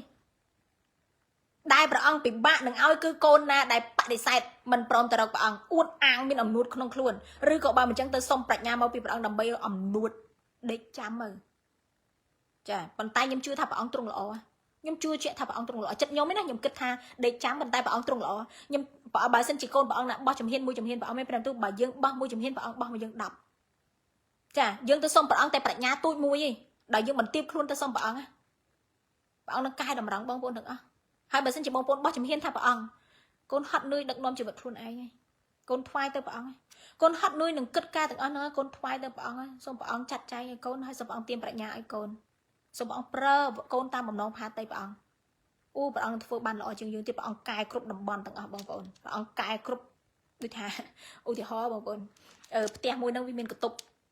5ឧទាហរណ៍កតុប5អាកតុបមួយហ្នឹងវាកកិច្ចព្រះអង្គអើយកូនគ្មានប្រាជ្ញានឹងលាងសម្អាតអាកតុបមួយហ្នឹងឧទាហរណ៍ណាខ្ញុំនិយាយពីរឿងរូបកាយខ្លួនយើងប៉ុន្តែខ្ញុំប្រៀបធៀបនឹងផ្ទះឲ្យបងប្អូនងាយយល់ផ្ទះមួយនឹងកូនគ្មានកម្លាំងនឹងបោសសម្អាតកតុបមួយហ្នឹងឲ្យស្អាតទេចាពេលហ្នឹងព្រះអង្គប្រទានកម្លាំងឲ្យបងប្អូនបោសសម្អាតកតុបទាំងអស់ចាព្រះអង្គនឹងលាងសម្អាតគ្រប់កតុបទាំងអស់ឲ្យបងប្អូនមិនមែនព្រះអង្គមកធ្វើជំនួសបងប្អូនទេចាគឺព្រះអង្គប្រទានប្រាជ្ញាដើម្បីប្រទានកម្លាំងឲ្យបងប្អូនអាចធ្វើការងារនឹងកើតអញ្ចឹងនៅក្នុងរូបកាយបងប្អូនដូចគ្នាដែរបើសិនជាបងប្អូនខ្វះប្រាជ្ញាខាងណាមួយព្រះអង្គនឹងលាងសម្អាតប្រទានប្រាជ្ញាឲ្យកន្លែងហ្នឹងហើយព្រះអង្គនឹងកែកន្លែងផ្សេងទៀតជួសជុលគ្រប់កន្លែងទាំងអស់ឲ្យតែបងប្អូនថ្វាយខ្លួនទៅព្រះអង្គទាំងអស់ថ្វាយជីវិតបងប្អូនទៅព្រះអង្គទាំងអស់ព្រះអង្គនឹងកែតម្រង់គ្រប់ផ្នែកទាំងអស់ចាអត់មានប្រាជ្ញាខាងតការរកស៊ីព្រះអង្គប្រទានប្រាជ្ញាខាងជីវិតដឹកនាំក្រុមគ្រួសារទៀតព្រះអង្គប្រទានអញ្ចឹងខ្ញុំនិយាយរឿងមនុស្សប្រុសណាបងប្អូនមនុស្សស្រីព្រះអង្គឲ្យចោះចូលចាប៉ុន្តែព្រះអង្គនឹងប្រទានប្រាជ្ញាមនុស្សស្រីនឹងឲ្យចេះរស់នៅជាមួយនឹងប្តីនឹងដោយចោះចូលទៀតចាគ្រប់ផ្នែកទាំងអស់បងប្អូនចាអញ្ចឹងមិនថាខ្ញុំជឿទុកចិត្តថាព្រះអង្គទ្រង់ល្អជាងខ្ញុំចាបើខ្ញុំវិញចាហាញខ្ញុំបន្ទោសសិនហើយចាប៉ុន្តែព្រះអង្គអត់បន្ទោសចាណាដូចឧទាហរណ៍ចាឧទាហរណ៍បងប្អូនចាខ្ញុំមានបងថ្លៃខ្ញុំមួយខ្ញុំជើងល្អបងខ្ញុំស្រីបងថ្លៃស្រីចាខ្ញុំជើងល្អមួយគាត់មែនតើឲ្យទៅគាត់មកសួរខ្ញុំអូបន្ទោសហើយបន្ទោសសិនចាមកពីចាឯងហ្នឹងមិនព្រមថ្វាយខ្លួនទៅព្រះអង្គឲ្យត្រឹមត្រូវចាឯងមិនមកប្រឹកព្រះឲ្យត្រឹមត្រូវចាឯងមិនព្រមលះបង់អាហ្នឹងអញ្ចឹងចាខ្ញុំបន្ទោសហើយណាចាបងប្អូនខ្ញុំអាហ្នឹងខ្ញុំប៉ុន្តែខ្ញុំជឿព្រះអង្គវិញព្រះអង្គអត់អញ្ចឹងទេចាព្រះអង្គមានសេចក្តីមេត្តាករុណាជាងខ្ញុំឆ្ងាយព្រះអង្គអត់បន្ទោសបងប្អូនទេកន្លែងហ្នឹងខ្ញុំចង់លើកទឹកចិត្តឲ្យបងប្អូនទៅរកព្រះមុនរកមនុស្សចាបើបងប្អូនមករកខ្ញុំអាចត្រូវមកបន្ទោសដែរចាអាចបងប្អូនពីព្រោះអីមិនបន្ទោសមួយហ្នឹងចាមិនបន្ទោសស្ដីចោលថ្កោលទោសទេមិនមែនទេជួយចិត្តកែជួយចិត្តស្ដីឲ្យចំចឹងហ្មងចាបើបងប្អូនរៀងទុនខ្សោយដែរមកខ្ញុំប្រហែលអាចត្រូវជួមសាច់ខួររៀងជួមតិចដែរចាព្រោះអីនិយាយចំបើបងប្អូនពិបាកនឹងទទួលពាក្យចំបងប្អូនកុំមកហៅខ្ញុំអូខេតែរកអ្នកណាលួងលោមទៅខ្ញុំអត់ចេះលួងលោមទេចាទៅរកព្រះទៅដែលព្រះអង្គអត់បន្ទោសឲ្យព្រះអង្គឲ្យដោយសទ្ធា Hallelujah ខ6តែត្រូវឲ្យខនេះចាព្រះអង្គសុំទៅកន្លែងនេះឲ្យបងប្អូនចាទៅរកខ្វះប្រាជ្ញាទៅរកព្រះអង្គចាព្រះអង្គនឹងប្រទានឲ្យដល់គ្រប់មនុស្សដោយសទ្ធាឲ្យអត់បន្ទោសប៉ុន្តែខ6នេះតែត្រូវឲ្យអ្នកនោះសូមដោយចិត្តជឿព្រះអង្គសុំតែសេចក្តីជំនឿព្រះអង្គអត់មានសុំឲ្យបងប្អូននឹងស្អាត perfect អត់មានបាបព្រះអង្គបានសុំឲ្យបងប្អូននឹង available 100%ឲ្យព្រះអង្គសូមតែរឿងមួយឲ្យមានចិត្តជឿចាត្រូវឲ្យអ្នកនោះសូមដោយចិត្តជឿឥតសង្ស័យអ្វីសោះត្បិតអ្នកណាដែលសង្ស័យនោះប្រៀបដូចជារលកសមុទ្រដែលត្រូវផាត់ដោយខ្យល់ទាំងរំពើកចុះឡើងបើបងប្អូនទូសូមប្រាជ្ញាពីព្រះអង្គសូមព្រះអង្គមកឲ្យខ្ញុំទេមើលទៅខ្ញុំបានល្អខ្ញុំបានស្អាតផងអូយខ្ញុំអត់សូវជឿរឿងហ្នឹងឯងសង្ស័យតែព្រះអង្គមកឲ្យទេចាបងប្អូននឹងដូចជាសមុទ្រចឹងរំពើកនីលស្អីគេអីសមុទ្រពេលដែលទឹកឡើងទឹកចុះចាទឹកឡើងទឹកចុះទឹកឡើងទឹកចុះទឹកឡើងទឹកចុះអត់នឹងធឹងទេចាបានអត់បានទេអញ្ចឹងចាតែទឹកហើយស្ងួតទៅវិញចាដូចសមុទ្របើករលកបោកមកច្រាំងអញ្ចឹងចាមកស្អាមខ្សាច់ហើយទៅវិញស្ងួតទៅវិញឡើងសើវិញស្ងួតទៅវិញចាអញ្ចឹងពិបាកណាស់អត់ថិតថេរទេបងប្អូនចាព្រះអង្គឲ្យយើងមានសេចក្តីជំនឿសូមតែចិត្តជឿចាព្រោះឯកូនព្រះអង្គភិកច្រើនទាំងខ្ញុំទាំងគេពេលខ្លះវារៀងខ្សោយដែរពេលសុំព្រះអង្គទៅអត់ឃើញមកធ្លាក់សេចក្តីជំនឿរៀងចុះហើយព្រះអង្គឲ្យខ្ញុំទេមើលទៅមិនបានទេមើលទៅចាបានទេចាត្រូវផ្លាស់ប្ដូរគំនិតខ្លួនឯងថាព្រះអង្គអត់ប្រែប្រួលបងប្អូនត្រូវឲ្យដឹងថាបងប្អូនត្រូវ set up ដាក់ផ្នត់គំនិតមួយថាខ្ញុំសុំព្រះអង្គនឹងឆ្លើយប៉ុន្តែព្រះអង្គមានពេលវេលាព្រះអង្គអញ្ចឹងខ្ញុំចាំព្រះអង្គដឹងថាព្រះអង្គនឹងឲ្យព្រះអង្គនឹងឆ្លើយតបប្រាជ្ញាខ្ញុំសុំព្រះអង្គនឹងប្រទានឲ្យចាពេលវេលាណាខ្ញុំអត់ដឹងខ្លួនព្រះអង្គពេលខ្លះព្រះអង្គឲ្យដោយមិនដឹងខ្លួនចាបងប្អូនពេលខ្លះតែនិយាយជាមួយគេបងប្អូននិយាយពាក្យហ្នឹងមកចេញជាមួយគេដោះស្រាយចេញបងប្អូនអត់ដឹងខ្លួនទេចានឹងឲ្យប្រាជ្ញាដែលព្រះអង្គប្រទានឲ្យ ចាបញ្ហាកើតឡើងក្នុងជីវិតបងប្អូនពេលខ្លះបងប្អូននិយាយដោយដោះស្រាយដោយធូរចាកន្លែងហ្នឹងឲ្យប្រាជ្ញាដែលព្រះអង្គប្រទានឲ្យចាដោយបងប្អូនមិនដឹងខ្លួនចាប៉ុន្តែចូលទូសូមចាស់ Hallelujah កុំឲ្យបងប្អូនអ្នកខ្លះគាត់សូមឲ្យគាត់ចង់ឃើញភ្លាមនេះជាសូមតែចិត្តជឿទៅថាព្រះអង្គនឹងប្រទានឲ្យចាអ្វីក៏ដោយបងប្អូនមិនមែននិយាយរឿងតែប្រាជ្ញាគ្រប់យ៉ាងទាំងអស់ដំណោះស្រាយសេដ្ឋកិច្ចការងារស្អីប្តីប្រពន្ធស្អីក៏ដោយបងប្អូនគ្រាន់តែសូមតែមានចិត្តជឿហើយចាំមើលព្រះអង្គធ្វើការទៅកុំសង្ស័យអូខេបើអ្នកណាសង្ស័យដូចជារលកសមុទ្រចឹងមិននៅជាប់ជួនជាមួយអ្នកនោះទេសេចក្តីសន្យាមិនបានដល់អ្នកណាដែលសង្ស័យទេបងប្អូនមើលតែខ្ញុំមានតទីបន្តរឿងជនជាតិអ៊ីស្រាអែលនឹងឯងដែលឆ្លងកាត់ទីរហោស្ថានចូលទឹកដីកាណាននឹងឯងបងប្អូនមើលគេសង្ស័យគេល្អរទាំអត់បានទទួលទឹកដីសន្យានឹងទេបានតែអ្នកណាដែលអត់ល្អរទាំចាដល់យូស្វេហើយនឹងពួកក្មេងចំនួនក្រោយដែលដឹកនាំដល់យូស្វេចាគឺគាត់មានចិត្តជឿមុះមុតដើរទៅមុខដោយមិនរទាំគឺទៅដល់មែនបានមែនអេមែនចាអរគុណព្រះយេស៊ូវខ7កុំឲ្យមនុស្សយ៉ាងនោះនឹកស្មានថាខ្លួននឹងបានអ្វីពីព្រះអង្គម្ចាស់ឡើយអានេះបើអត់មាន5ទូណាចាអញ្ចឹងមិនខ្ញុំនិយាយថាកុំសង្ឃឹមចាអញ្ចឹងឯងបើបងប្អូនសុំតែគ្មានចិត្តជឿបងប្អូនសុំចង់បានដោយបានអំនួតបងប្អូនមិនបន្ទាបខ្លួនចាកុំសង្ឃឹមចាបើមានសេចក្តីជំនឿរំពើកចុះរំពើកឡើងប្រែប្រួលចុះប្រែប្រួលឡើងចាប្រកាសឲ្យមនុស្សប្រែប្រួលបងប្អូនប៉ុន្តែចង់ឲ្យសេចក្តីជំនឿបងប្អូនជឿថាព្រះអង្គអត់ប្រែប្រួលយើងអាចប្រែប្រួលទេប៉ុន្តែត្រូវដាក់សេចក្តីជំនឿជឿថាព្រះអង្គមិនប្រែប្រួលនោះបងប្អូននឹងបានចាពីព្រោះព្រះបន្ទូលព្រះអង្គថាបើយើងសូមដូចជាទឹករលកដូចជាទឹកសមុទ្រចាតែត្រូវផាត់ដោយខ្យល់ទាំងរំពឹកចុះឡើងយើងគ្មានសេចក្តីជំនឿខំ7ថាកុំឲ្យមនុស្សយ៉ាងនោះនឹកស្មានថាខ្លួននឹងបានអ្វីពីព្រះអង្គម្ចាស់ឡើយត្បិតអ្នកនោះនឹងជាមនុស្សមានចិត្តពីរចេះតែសាវ៉ាក្នុងគ្រប់ទាំងផ្លូវអឋានមកព្រះវិហារចង់បានព្រះអង្គចម្លើយពីព្រះអង្គថ្ងៃទឹកទៅព្រះវិហារអូទៅដល់អឋានហើយសូមព្រះយេស៊ូវព្រះអង្គឲ្យសូមឆ្លើយកូនការទាំងអស់នឹងកូនត្រូវការទាំងអស់នេះកូនមានបញ្ហានេះសូមព្រះអង្គជួយឆ្លើយកូនផងអាមែននៅព្រះវិហារជឿឲ្យចេញទៅពីព្រះវិហារវិញទៅវត្តសិនទៅដល់វត្តទៅដល់សូមឲ្យលោកពាក់ខ្សែចងខ្សែដៃឲ្យខ្ញុំតិចមកដើម្បីឲ្យខ្ញុំបានការពារដើម្បីឲ្យខ្ញុំចង់បានរបស់នេះឲ្យបានសម្រេចផងដោយប្រាថ្នាខ្ញុំផងចារំពើកបងប្អូនកុំសង្ឃឹមថាបានមកពីព្រះបើអត់មានព្រះបន្ទូលចេះពីព្រោះមនុស្សនោះមានចិត្តពីរចេះតែសាវ៉ាគ្រប់ទាំងផ្លូវទាំងអស់ចឹងមិនខ្ញុំចេះប្រាប់បងប្អូនមកពួកជំនុំថ្ងៃអាទិត្យគាត់មកថ្វាយអង្គមខ្ញុំថាឲ្យបងប្អូនជឿដល់ព្រះយេស៊ូវតែមួយអង្គគាត់សុំទៅព្រះអង្គតែមួយអង្គគាត់សុំគោះព្រះអង្គរាល់ល្ងាចអធិដ្ឋានសុំព្រះអង្គកុំតែរកព្រះណាផ្សេងទៀតចាំមើលព្រះអង្គនឹងធ្វើការព្រះអង្គនឹងឆ្លើយតបប៉ុន្តែបើមកខ្ញុំប្រាប់គាត់ថាគាត់ឲ្យជួយអធិដ្ឋានឲ្យខ្ញុំថាខ្ញុំអធិដ្ឋានឲ្យបានព្រះអង្គខ្ញុំអធិដ្ឋានសុំព្រះអង្គយើងអធិដ្ឋានរួមគ្នាបានហើយខ្ញុំជឿថាព្រះអង្គនឹងធ្វើប៉ុន្តែបើសិនជាបងប្អូនអត់សហការជាមួយព្រះអង្គទេចេញទៅពីព្រះវិហារទៅវត្តទៅថ្វាយអង្គមខឹបរូបព្រះទៅបន់ស្រន់រូបព្រះចាត្រូវខ្សែពេកអើយអូយការពារចាកុំសង្ឃឹមពីព្រោះឯនេះអ្នកសាវ៉ាខ្ញុំប្រាប់គាត់ត្រង់មកអត់មានសាវ៉ាផាត់ព្រះបានពេញពីមួយព្រះមួយទៅព្រះមួយបានទេអត់ទេចាព្រះយេស៊ូវព្រះអង្គអត់មានទៅលោកលាក់ជាមួយនឹងព្រះណាផ្សេងទៀតទេអត់មានទៅសាវ៉ាជាមួយព្រះអង្គកើតទេហើយបើសាវ៉ាអញ្ចឹងកុំសង្ឃឹមចាខ្ញុំអធិដ្ឋានទៅធ្លាក់ដល់ដីទៀតមិនបានផងខ្ញុំប្រាប់គាត់ចឹងហ្មងចាខ្ញុំការពិតបងប្អូនបើបងប្អូនជឿព្រះយេស៊ូវបងប្អូនកំពុងតែមានជំងឺរោគាហើយបងប្អូនមករកព្រះអង្គប្រោះអាជាបងប្អូនចេញទៅពីព្រះអង្គទៅអធិដ្ឋានជាមួយគេហើយអធិដ្ឋានប្រោះអាជាហើយអាមែនបងប្អូនត្រឡប់ទៅរកខ្សែកថាហៅគ្រូខ្មែរហៅគ្រូមុនអង្គមណាទៀតដេកចាំទៅចាប្រៀបដូចជាស្រ័យហើយចងចាបងប្អូនកុំសង្ឃឹមនឹងបានការអស្ចារ្យមកពីព្រះអង្គកុំសង្ឃឹមនឹងបានពរមកពីព្រះអង្គកុំសង្ឃឹមថាបានព្រះពរនឹងជាប់ជួនជាមួយព្រះអង្គហើយពេលនោះបងប្អូនមកបន្ទោអូយគ្មាននេះទៅពហិហើយទៅអឋានហើយគ្មានបានស្អីផងមើលបានហើយទៅវិញហើយជីហើយនឹងលើឈឺវិញដែរហ្នឹងបងប្អូនកុំបន្ទោព្រះមិនមែនដោយសារព្រះអង្គទេគឺដោយសារបងប្អូននឹងឯងមានចិត្តពីរសាវ៉ាចាព្រោះមានលឺអ្នកខ្លះថាជីហើយនឹងអ៊អឋាននៅព្រះវិហារជីមិនមកដល់ទេវិញខ្ញុំឈឺវិញអញ្ចឹងមិនថ្ងៃនឹងខ្ញុំឈឺវិញអាទិត្យមុនជាងមិនថ្ងៃនឹងខ្ញុំឈឺវិញអញ្ចឹងគ្មានស័ក្តិសិទ្ធអីទេព្រះហ្នឹងបងប្អូនកុំបន្ទោសព្រះមិនមែនព្រះខ្ញុំមិនស័ក្តិសិទ្ធមិនព្រះអង្គមិនធ្វើការទេព្រះអង្គរំដោះបងប្អូនឲ្យជាប៉ុន្តែបងប្អូនសាវ៉ាបងប្អូនអត់ជាប់ជួនជាមួយព្រះអង្គបងប្អូននឹងឯងមិនស្មោះត្រង់ជាមួយព្រះអង្គបងប្អូនចេះតែរវិតជើងទៅរកសេចក្តីកំផិតចេះតែទៅរកព្រះផ្សេងចេះតែរកគ្រូមន្តអាគមចេះតែរកខ្សែ តែព្រះវិហារអាមែនជាហើយចាដល់ពេលថ្ងៃមួយថ្ងៃទៀតទៅជួបគេអូទៅពាក់ខ្សែមកឲ្យលោកនេះចងខ្សែឲ្យមកអូយមើលបានការពារគ្មានជំងឺគ្មានអារៈណាគ្មានសេចក្តីអន្តរាយណាមកទេរហូតស៊ីមានបានណាពាក់ខ្សែហ្នឹងទៅចាទៅតាមគេឈឺវិញទៀតវេទនាវិញទៀត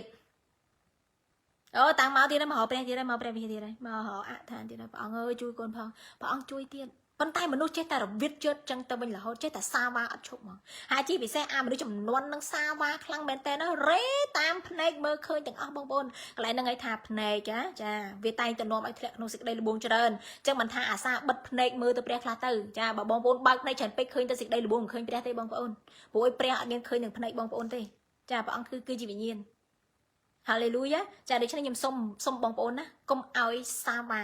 កុំឲ្យមានព្រះ2 3ចាកុំឲ្យអឋានទៅរកព្រះផងទៅរកអនុផងចាកុំអានព្រះបន្ទូលព្រះអង្គផងទៅមើលរឿងសាច់ផងរឿងអាក្រាអាភិផងកុំឲ្យអានស្ដាប់ព្រះបន្ទូលព្រះអង្គផងចាស្ដាប់រឿងគេជេរបចោគ្នាផងចាអត់អាចទេបងប្អូនវាច្បោកច្បល់ដូចខ្ញុំនិយាយចឹងគូក្បាលបងប្អូនវាវល់អស់លេងហើយចាវារឿងច្រើនពេកជឿព្រះផងទៅស្ដាប់គ្រូមុនគុំផងស្ដាប់លោកតបទេសនាផងចាក៏ផ្លេទាំងអស់ចាអ្នកខ្លាំងថាខ្ញុំព្រះណាក៏ជឿដែរចាហ្នឹងហើយបងប្អូនច្បោកច្បល់ម្ដងមួយណាប្តីខ្លួនឯងពិតប្រកបចាមួយណាក៏ប្រុសណាក៏ល្អដែរចាហ្នឹងច្រៀងចឹងបងប្អូនចាឲ្យមានប្តីតែមួយទៅបានហើយណាឲ្យស្មោះស្ម័គ្រជាមួយប្តីខ្លួនឯងមើលតែប្តីខ្លួនឯងទៅចាមើលតែព្រះដែលយើងជឿរាល់ថ្ងៃព្រះដែលពិតមួយទៅឲ្យដឹងថាមួយណាព្រះពិតដើរតាមព្រះអង្គឲ្យជាប់មួយណាជាព្រះដែលប្រទានប្រាជ្ញាអ្នកណាជាប្រទានខ្យល់ដង្ហើមអ្នកណាអ្នកគ្រប់គ្រងជីវិតរបស់ខ្ញុំតាមព្រះអង្គមួយនឹងឲ្យជាប់ទៅហាឡេលូយ៉ាប្រកាសថាជាមានសេចក្តីល្បួងមកច្រើនណាប៉ុន្តែបងប្អូនត្រូវដឹងថាមួយណាព្រះរបស់ខ្ញុំដូចខ្ញុំនិយាយចឹងពេលបងប្អូនការមានប្តីហើយខ្ញុំនិយាយខ្លួនខ្ញុំចឹងខ្ញុំយកឧទាហរណ៍ខ្លួនឯងផ្ទាល់ហ្មងមិនបាច់ជាជីវិតអ្នកណាខ្ញុំមានប្តីខ្ញុំការមួយប្តីខ្ញុំ23ឆ្នាំហើយអាមែន20 23ហើយចាប្រហែលខែទៀត23ឆ្នាំហើយចាខ្ញុំការជាមួយប្តីខ្ញុំនៅជាមួយប្តីខ្ញុំហើយមានសេចក្តីល្បួងអត់មានពេលចេញទៅក្រៅមានបុរសផ្សេងអត់មានចាមានគេមកញ៉ែអើយមកបត់ប៉ុណ្ណឹងដែរអត់មានអ្នកញ៉ាយមិនចាមានគេមកញ៉ាយមានណាស់ចាអ្នកចង់ញ៉ាយញងចង់ទិញកាដូឲ្យចង់មកណាត់ញ៉ាំបាយចង់អីប៉ុន្តែខ្ញុំអត់ខ្វល់ពីព្រោះខ្ញុំដឹងថាខ្ញុំមានប្តីខ្ញុំស្មោះត្រង់ជាមួយប្តីខ្ញុំចាខ្ញុំអត់ចេញទៅជាមួយគេទេខ្ញុំមិនញ៉ាយញងជាមួយគេខ្ញុំមិនឲ្យលេខទូរស័ព្ទខ្ញុំទៅឲ្យគេញ៉ាយខ្ញុំប្រេះផ្លាស់ទេចាខ្ញុំមិនឲ្យគេប៉ះពាល់ខ្ញុំប្រេះផ្លាស់ទេព្រោះខ្ញុំដឹងថាខ្ញុំមានប្តីខ្ញុំស្មោះត្រង់ជាមួយប្តីខ្ញុំ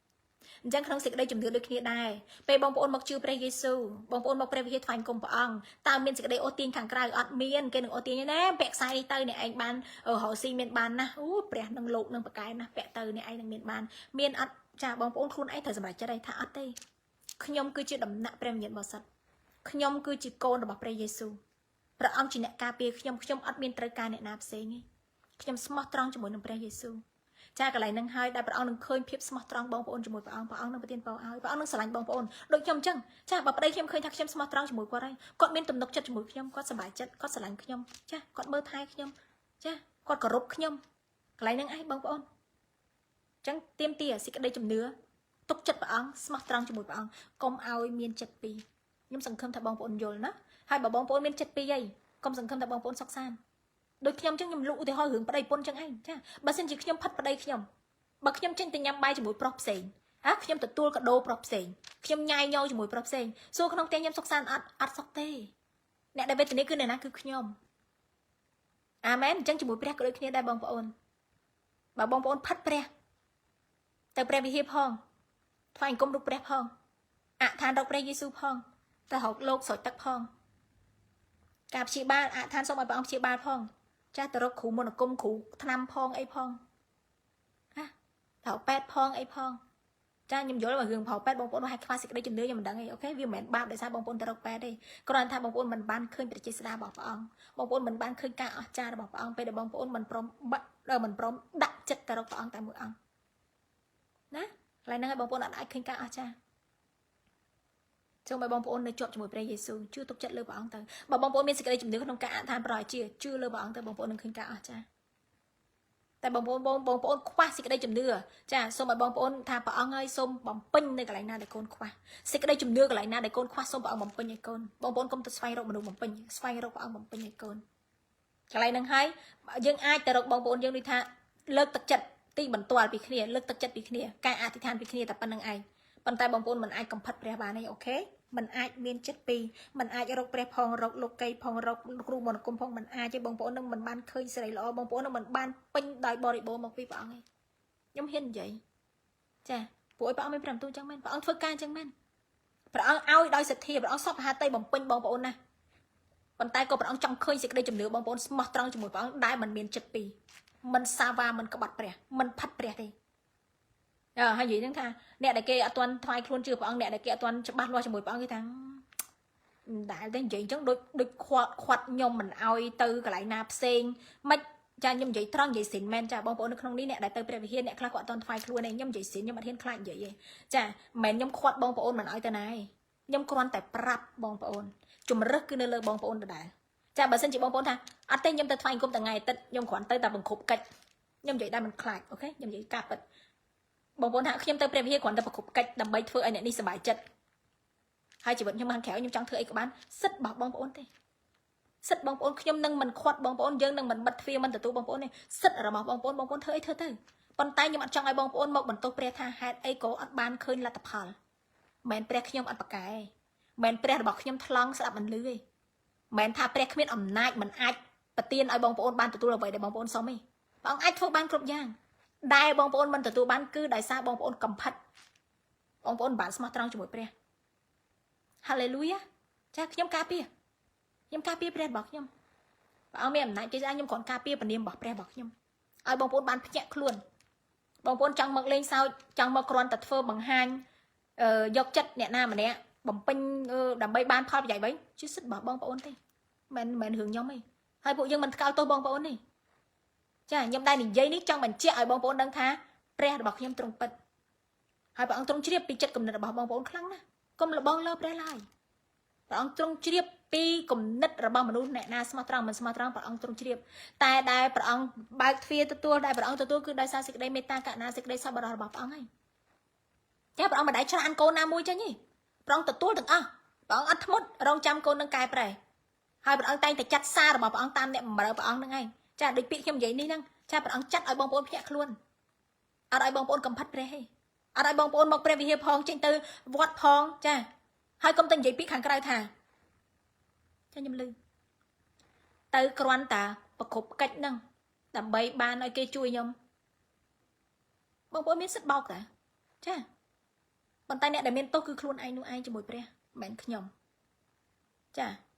ាអ្នកដែលមានទោសនៅចំពោះព្រះគឺបងប្អូនដែលបងប្អូនដឹងហើយថាព្រះអង្គមានអំណាចបច្ចេស្តាព្រះអង្គគង់នៅជាមួយពួកគេព្រះអង្គទ្រង់ពិតបងប្អូនដឹងហើយប៉ុន្តែបងប្អូននៅហ៊ានបោកប្រាស់បងប្អូនបោកព្រះចាហើយកន្លែងហ្នឹងឯងថា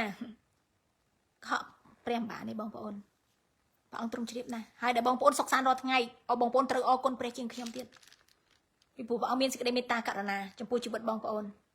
ព្រះអង្គបានវាយផ្ចាលបងប្អូននេះព្រះអង្គឲ្យបងប្អូនមានឱកាសក្នុងការលន់តួបាបប្រែចិត្តដើរត្រូវមកកុំតែនិយាយក្រៅថាមិនជឿទេទៅឲ្យទៅប្រហុកកិច្ចហ្នឹងចាពេលខ្ញុំស្ដាប់ឮពីរៀងដូចថាចាក់ដោតតិចដែរប៉ុន្តែខ្ញុំអាណិតបងប្អូនដែលបោកព្រះបងប្អូនគិតថាព្រះរបស់ខ្ញុំនេះដូចជាព្រះថ្មដែលបងប្អូនទៅថ្វាយគុំមែនចាព្រះរបស់ខ្ញុំមិនមែនដូចព្រះថ្មដែលបងប្អូនថ្វាយគុំមើលមិនឃើញស្ដាប់ឮនោះទេព្រះអង្គទ្រង់ជ្រាបពីចិត្តគំនិតបងប្អូនណាដឹងណាស់ថាចិត្តបងប្អូនអាក្រក់ដឹងណាស់ថាចិត្តបងប្អូនមានសេចក្តីកំផូតកំផិតដឹងណាស់ព្រះអង្គទ្រង់ជ្រាបណាស់ប៉ុន្តែព្រះអង្គមានសេចក្តីមេត្តាករុណាព្រះអង្គចង់បង្ហាញអង្គទ្រង់ឲ្យបងប្អូនឃើញថាសេចក្តីស្រឡាញ់របស់ព្រះអង្គអត់ទៅពីម៉េចតាមរយៈកូនព្រះអង្គគ្រប់គ្នានឹងឯងដែលដឹងណាស់ថាបងប្អូនកុហកដឹងណាស់ថាបងប្អូនមកដើម្បីតែបានផលប្រយោជន៍ព្រះអង្គជ្រាបកូនព្រះអង្គនេះទ្រង់ជ្រាបព្រះអង្គកូនព្រះអង្គនេះដឹងណាស់ប៉ុន្តែដោយសារសេចក្តីស្រឡាញ់ព្រះអង្គចង់បង្ហាញបងប្អូនថាព្រះអង្គស្រឡាញ់បងប្អូនព្រះអង្គអត់ទោសឲ្យបងប្អូនព្រះអង្គអត់ធ្មត់ព្រះអង្គរងចាំឲ្យបងប្អូនកែមកវិញពួកខ្ញុំរងចាំឲ្យបងប្អូនកែមកវិញពួកខ្ញុំអត់ដេញអ្នកណាមួយចាញ់ទេហើយពេលអ្នកណាដើរចេញហើយពួកខ្ញុំអត់ខឹងទេអធិដ្ឋានឲ្យរងចាំឲ្យបងប្អូនត្រឡប់មកវិញឲ្យបងប្អូនកែប្រែឲ្យបងប្អូនខ្មែរទាំងអស់គ្នាបានកែប្រែមកវិញមកជឿព្រះអង្គដោយស្មោះត្រង់មកព្រះវិហារថ្វាយបង្គំព្រះអង្គមិនមែនមកដើម្បីរកប្រយោជន៍ទេត្រូវឲ្យបងប្អូនដឹងថាដែលខ្ញុំនិយាយត្រង់នេះឲ្យបងប្អូនបានដឹងថាពេលដែលបងប្អូនមកថ្វាយបង្គំដោយស្មោះត្រង់បងប្អូនជឿព្រះអង្គស្មោះត្រង់ព្រះអង្គនឹងប្រទានពរឲ្យបងប្អូនមិនមែនខ្ញុំទេព្រះអង្គនឹងប្រទានពរឲ្យបងប្អូនហើយបងប្អូននឹងបានឃើញសេចក្តីសុចរិតរបស់ព្រះនៅក្នុងជីវិតបងប្អូនកែប្រែវាមិនណាខ្ញុំហ៊ាននិយាយត្រង់ខ្ញុំប្រាប់បងប្អូននៅពួកជំនុំត្រង់តែម្ដង មកឲ្យស្មោះត្រង់បងប្អូននឹងបានពរបើបងប្អូនធ្វើអ្វីដែលមិនស្មោះត្រង់បងប្អូននឹងបានពរទេបងប្អូនកំពុងតែបោកបញ្ឆោតព្រះហើយព្រះអង្គទ្រង់ជ្រាបព្រះអង្គនឹងជំនុំជម្រះបងប្អូនតាមការដែលបងប្អូនប្រព្រឹត្តតែដល់រាល់ថ្ងៃនេះព្រះអង្គមេត្តាករុណាឲ្យបងប្អូនកែប្រែទៅចាយើងនៅទីនេះដើម្បីជួយគ្នាប្រកាសប្រហែលពេលខ្លះបងប្អូនកែប្រែមិនបាន 100%ទេតែចាប់ផ្ដើមបោះជំហានញែកខ្លួនមកព្រះវិហារថ្វាយគុំព្រះអង្គហើយចាប់ផ្ដើមគុំសម្លឹងមើលឃើញប្រយោជន៍សម្លឹងទៅរកផាព្រះយេស៊ូវខ្ញុំចង់បានសេចក្តីអំណរដូចដែលបងប្អូននៅក្នុងនឹងមានអញ្ចឹងខ្ញុំចង់បានចម្លើយពីព្រះអង្គខ្ញុំចង់បានខ្លួនឲ្យសុចរិតនៅចំពោះព្រះអង្គខ្ញុំចង់ព្រះអង្គធ្វើការក្នុងខ្ញុំដែរបងប្អូនចង់បានពីព្រះអង្គកុំចង់បានពីមនុស្សបងប្អូនចង់បានថាខ្ញុំចង់ស្គាល់ព្រះអង្គដូចជាបងម្នាក់នឹងគាត់ស្គាល់ដូចជា pastor ដែលគាត់ខំប្រឹងរៀបចំព្រះវិហារខ្ញុំចង់បានទទួលព្រះពរដូចដែលព្រះអង្គប្រទានពរឲ្យពួកគាត់ចង់បានពីព្រះអង្គចាមិនមែនចង់បានពីមនុស្សពេលនោះហើយបងប្អូននឹងបានទទួលពរពិតចាបងប្អូនស្មោះត្រង់នៅចំពោះព្រះអង្គដែលបងប្អូនមកមិនបានចង់បានប្រយោជន៍ពីអ្នកណាបងប្អូនចង់បានឡាស៊ូសបងប្អូនចង់បានឫសគល់ពីព្រះពរវិញបងប្អូនចង់ស្គាល់ឫសគល់នៃព្រះពររបស់មនុស្សនោះវិញបងប្អូនចង់បានឫសគល់នៃសេចក្តីអំណររបស់មនុស្សវិញហ្នឹងមនុស្សហ្នឹងគឺជាព្រះយេស៊ូវដែលពួកខ្ញុំបានទទួលចាជាព្រះពរជាព្រះយេស៊ូវដែលព្រះអង្គប្រទានដល់ខ្ញុំដល់បងប្អូននៅក្នុងពួកជំនុំទាំងអស់បងប្អូនក៏អាចទទួលបានដូចគ្នាហើយបងប្អូននឹងជាប់ជួនជាមួយព្រះអង្គបងប្អូននឹងបានពរលើសជាងអ្វីទាំងអស់ខ្ញុំនិយាយហើយនិយាយទៀតចាបងប្អូននឹងបានស្គាល់ខ្ញុំប្រាប់មែនតើចាកន្លែងហ្នឹងហើយខ្ញុំតែងប្រាប់បងប្អូនពួកជំនុំហើយខ្ញុំអរគុណព្រះអង្គសម្រាប់អ្នកណាដែលជាប់ជួនខ្ញុំអរគុណព្រះអង្គមែនតើអ្នកណាដែលគាត់ស្មោះត្រង់ចាគាត់ធ្វើទីបន្ទាល់ថាគាត់អរសប្បាយណាស់ពេលដែលគាត់ធ្វើអ្វីទៅដែលស្មោះត្រង់ពិតប្រាកដគាត់មានសេចក្តីអំណរនៅខាងក្នុងគាត់ពេលដែលគាត់ធ្វើអស់ពីចិត្តគាត់គាត់អរសប្បាយគាត់មានកម្លាំងនឹងធ្វើខ្លាំងមែនតើខ្ញុំចង់ឲ្យបងប្អូនគ្រប់គ្នាភ្លក់ការទាំងអស់ហ្នឹងដោយមកមិនមែនដោយល្បិចកលចាបងប្អូននៅក្នុងពួកជំនុំផ្សេងដូចគ្នាដែរខ្ញុំចង់ឲ្យបងប្អូនទៅព្រះវិហារដែលបងប្អូនចង់ទៅរកព្រះយេស៊ូវមិនមែនចង់ទៅរកប្រយោជន៍ពីព្រះវិហារហ្នឹងឯងចាខ្ញុំសុំទោសថ្ងៃនេះខ្ញុំនិយាយប៉ះពាល់ច្រើនហើយចាប៉ុន្តែជាការពិតពីព្រោះមនុស្សជាច្រើនគេមានចិត្តពីរមកព្រះវិហារមកដើម្បីគ្រាន់តែដែរច្រើននៅហ្នឹងទៅចាដើម្បីប្រគប់ទៅដើម្បីឲ្យអ្នកនឹងសប្បាយចិត្តគេជួយខ្ញុំបងប្អូនបានតែកំតិចនឹងឯងហើយបងប្អូនមានរឿងជាមួយព្រះទៀតយ៉ាបើបងប្អូនចង់បានតែប្រយោជន៍ពីអ្នកនៅក្នុងព្រះវិហារហ្នឹងណាពីអ្នកដឹកនាំហ្នឹងណាបងប្អូនចង់បានតែពីប្រយោជន៍ពីគាត់ចង់ឲ្យគាត់តែសប្បាយចិត្តដើម្បីជួយបងប្អូនណាបងប្អូនបានតែកំតិចទេហើយបងប្អូនមានរឿងជាមួយព្រះទៀតចាការពិតប៉ុន្តែបើសិនជាបងប្អូនមកដើម្បីចង់បានសេចក្តីសង្គ្រោះចង់បានព្រះយេស៊ូវវិញបងប្អូននឹងបានពេញបរិបូរណ៍ហើយបងប្អូនបានអត់មានខនជាមួយព្រះបងប្អូននឹងបានជីវិតអកលលើផែនដីនេះបងប្អូននឹងបានអ្វីដោយដែលបងប្អូនឃើញអ្នកផ្សេងទៀតបានអញ្ចឹងបងប្អូនអាចបានលើសទៀតបើសិនជាបងប្អូនស្មោះត្រង់សុចរិតហើយព្រះអង្គត្រៀមឲ្យបងប្អូនគ្រប់អ្វីដែលបងប្អូនត្រូវការចាសូមទៅរកព្រះយេស៊ូវកុំទៅរកមនុស្សបងមានព្រះបន្ទូលថាត្រូវបណ្ដាសាឲ្យអ្នកណាដែលពឹងអាំងដល់មនុស្សចាបើបងប្អូនទៅព្រះវិហារនឹងដើម្បីចង់បានតែប្រយោជន៍ពីមនុស្សបងប្អូនត្រូវបណ្ដាសាឲ្យចាបើបងប្អូនទៅព្រះវិហារដើម្បីចង់បានព្រះយេស៊ូវបងប្អូនមានពរពិតហាឡេលូយ៉ាអរគុណព្រះអង្គចាខ្ញុំសូមថាប៉ុណ្ណឹងចាដូច្នេះបងប្អូនកុំឲ្យមានចិត្តពីរបើសិនជាបងប្អូនមានចិត្តពីរកុំនឹកស្មានថានឹងបានមកពីព្រះឡើយកុំនឹកស្មានថាព្រះអង្គនឹងប្រទានពរឲ្យបងប្អូនអាចឋានតធ្លាក់អណ្ដាតកុំនឹកស្មានចាពីព្រោះឲ្យព្រះអង្គមានអ្នកណាស្រឡាញ់ឧបត្ថម្ភអ្នកណាដែលមានសេចក្តីកំផិតទេចាពីព្រោះបើបងប្អូនមកអឋានរកព្រះផងបងប្អូនទៅដល់បានស្រន់រូបព្រះផងរកគ្រូមិនគុំរកលោកស្រោចទឹកផងពាក់ខ្សែកថាផងពេលបានមកបងប្អូនប្រកាសជាថានឹងបានមកពីណាផងលោកអ្នកស្រោចទឹកឲ្យហ្នឹងមកពីខ្សែខ្ញុំឲ្យហ្នឹងមកពីគ្រូនឹងឯងខ្ញុំសែនព្រេនទៅគឺឆ្លើយតបចាបងប្អូនប្រកាសជាឲ្យ credit ទៅខាងហ្នឹងឯងច្បាស់មនុស្សមួយចាប្រកាសជារកខាងហ្នឹងគ្មានមកថាបានមកសើព្រះទេចាជួយឲ្យច្បាស់លាស់អរគុណព្រះអង្គខ9ត្រូវឲ្យបងប្អូនណាដែលមានសន្តានទៀបថោកបានត្រេកអរដោយបានដំកើងឡើងហាឡេលូយ៉ាអ្នកណាដែលមានសន្តានទៀបថោកអ្នកណាដែលគេស្មោះត្រង់ជាមួយនឹងព្រះយេស៊ូវមករកព្រះអង្គពិតប្រាកដចិត្តមួយជាមួយព្រះអង្គចាព្រះអង្គថាឲ្យគេបានត្រេកអរឡើងដល់គេបានដំកើងព្រះអង្គលើកគេឡើងបងប្អូនពីព្រោះអីគេមានសេចក្តីស្មោះត្រង់ជាមួយព្រះអង្គគេចង់បានព្រះអង្គពិតប្រាកដខ10ហើយអ្នកមានត្រូវអសប្បាយដោយត្រូវហើយអ្នកមានត្រូវអសប្បាយដោយត្រូវបន្ទាបចុះវិញត្បិតគេនឹងបាត់ទៅដូចជាស្មៅហេតុអីព្រះអង្គថានៅកន្លែងនេះឲ្យអ្នកមានត្រូវអសប្បាយដោយត្រូវបន្ទាបចុះវិញត្បិតគេនឹងបាត់ទៅដូចជាស្មៅពីព្រោះថ្ងៃរះឡើងមានចំហាយក្តៅវេលានោះធ្វើឲ្យស្មៅក្រៀមស្វិតហើយផ្កាក៏រយចុះឯលំអក៏វិនិច្ឆ័យសូន្យទៅដូច្នេះអ្នកមានក៏នឹងត្រូវស្រពោនក្នុងផ្លូវខ្លួនយ៉ាងនោះដែរចាអ្វីដែលមានអ្នកមានតែប្រមាណបើមានអំនួតមិនមានព្រះវិញចាគេនឹងបាត់បង់ទៅ បាត់បង់ទៅទ្រព្យសម្បត្តិបាត់បង់ទាំងព្រលឹងវិញ្ញាណខ្លួនឯងចាប៉ុន្តែអសប្បាយចុះបើសិនជាបងប្អូនបាត់ទ្រព្យហើយបងប្អូនបានជីវិតអកលជានិច្ចអូបងប្អូនមានពីមុនមកដោយសារសេចក្តីភូតកុហកដោយសារអំពើបាបដោយសារការកំផិតព្រះប៉ុន្តែបងប្អូនបាត់ទ្រព្យសម្បត្តិនឹងហើយបងប្អូនបានប្រែចិត្តទទួលជឿព្រះអង្គបងប្អូនឈប់ប្រព្រឹត្តការទាំងអស់ហ្នឹងចាទ្រព្យសម្បត្តិវារយរស់ឈប់បាត់ទៅប៉ុន្តែព្រលឹងវិញ្ញាណបងប្អូនបានរស់ឡើងដោយសារបងប្អូនលះបង់សេចក្តីអាក្រក់ទាំងអស់ហ្នឹងចាចូលអសប្បាយចុះចាដោយបងប្អូនបានជីវិតអកលជានិច្ចប៉ុន្តែខ្ញុំជឿជាក់មួយថាខ្ញុំជឿជាក់បើសិនជាបងប្អូនពីមុនជាអ្នកមានដែលឲ្យសារលួចគេចាដោយសារបោកប្រាស់គេតែបងប្អូនប្រែចិត្តមករកព្រះយេស៊ូវព្រះអង្គកូនសុំទោសកូនឈប់ប្រព្រឹត្តការទាំងអស់ហ្នឹងកូនសុំរស់នៅដោយសុចរិតជាមួយព្រះអង្គកូនសុំធ្វើការងារដោយសុចរិតខ្ញុំជឿជាក់ណាស់ព្រះអង្គនឹងឲ្យបងប្អូនមានក្នុងសេចក្តីសុចរិតបងប្អូនបើបងប្អូនឧស្សាហ៍ព្យាយាមស្មោះត្រង់ពិតប្រាកដដោយមិនមែនអង្គុយទួយចុញទាញអង្គុយមិនដោ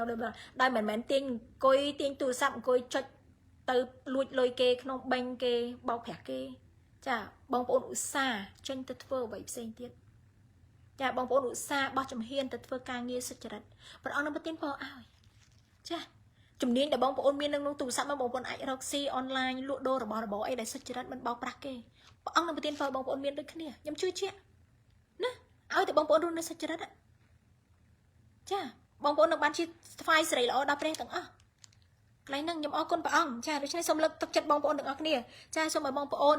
អសប្បាយដោយព្រលឹងវិញ្ញាណបងប្អូនបានសង្គ្រោះចាបើបងប្អូនមានព្រះបន្ទូលហើយស្វែងរកនគរព្រះសេចក្តីសុចរិតជាមុនគ្រប់យ៉ាងព្រះអង្គប្រទានឲ្យ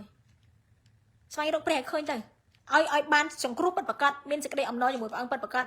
រស់ក្នុងសេចក្តីសុចរិតទៅគ្រប់យ៉ាងព្រះអង្គប្រទានឲ្យតាមក្រោយហើយ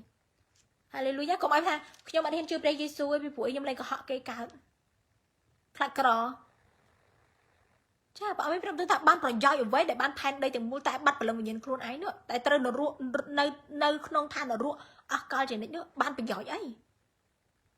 តែបងប្អូនរស់បានប្រហែលឆ្នាំទៀតចាកន្លែងហ្នឹងឯងក្មួយខ្ញុំអាទិត្យនេះក្មួយខ្ញុំវាដាក់អាម៉ាត់មកឲ្យខ្ញុំមកខ្ញុំគ្រឹតក្មួយខ្ញុំដែរបងប្អូនចាគាត់ចង់ឲ្យខ្ញុំបានអីមួយគាត់ប្រាប់ថាអ៊ីវឿនអញគិតមើល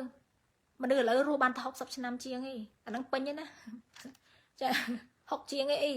ឡូវឯងប្រហែល30ក្រាស់ហើយអីចង់សមបានទៀតអីលើសពាក់កដាលហើយធ្វើអីបានសុបាយចិត្តធ្វើទៅចាគួររបស់ខ្ញុំគាត់និយាយចឹងបងប្អូនចាអញ្ចឹងជីវិតយើងបងប្អូនមើលជីវិតរស់បានប្រហែលតើហេតុអីបងប្អូនត្រូវរស់នៅក្នុងអំពើបាបហេតុអីបងប្អូនត្រូវរស់នៅក្នុងការកំផិតភូតកុហកហ្នឹងហេតុអីក៏មិនរស់នៅសុចរិតទៅចាទោះបីរស់ក្នុងកំផិតនោះឧទាហរណ៍ថារស់ក្នុងខ្នាតបោកប្រាស់គេរស់បានប្រហែល20 30ឆ្នាំទៀតប៉ុន្តែរស់ក្នុងការលំបាកបងប្អូនភ័យព្រួយ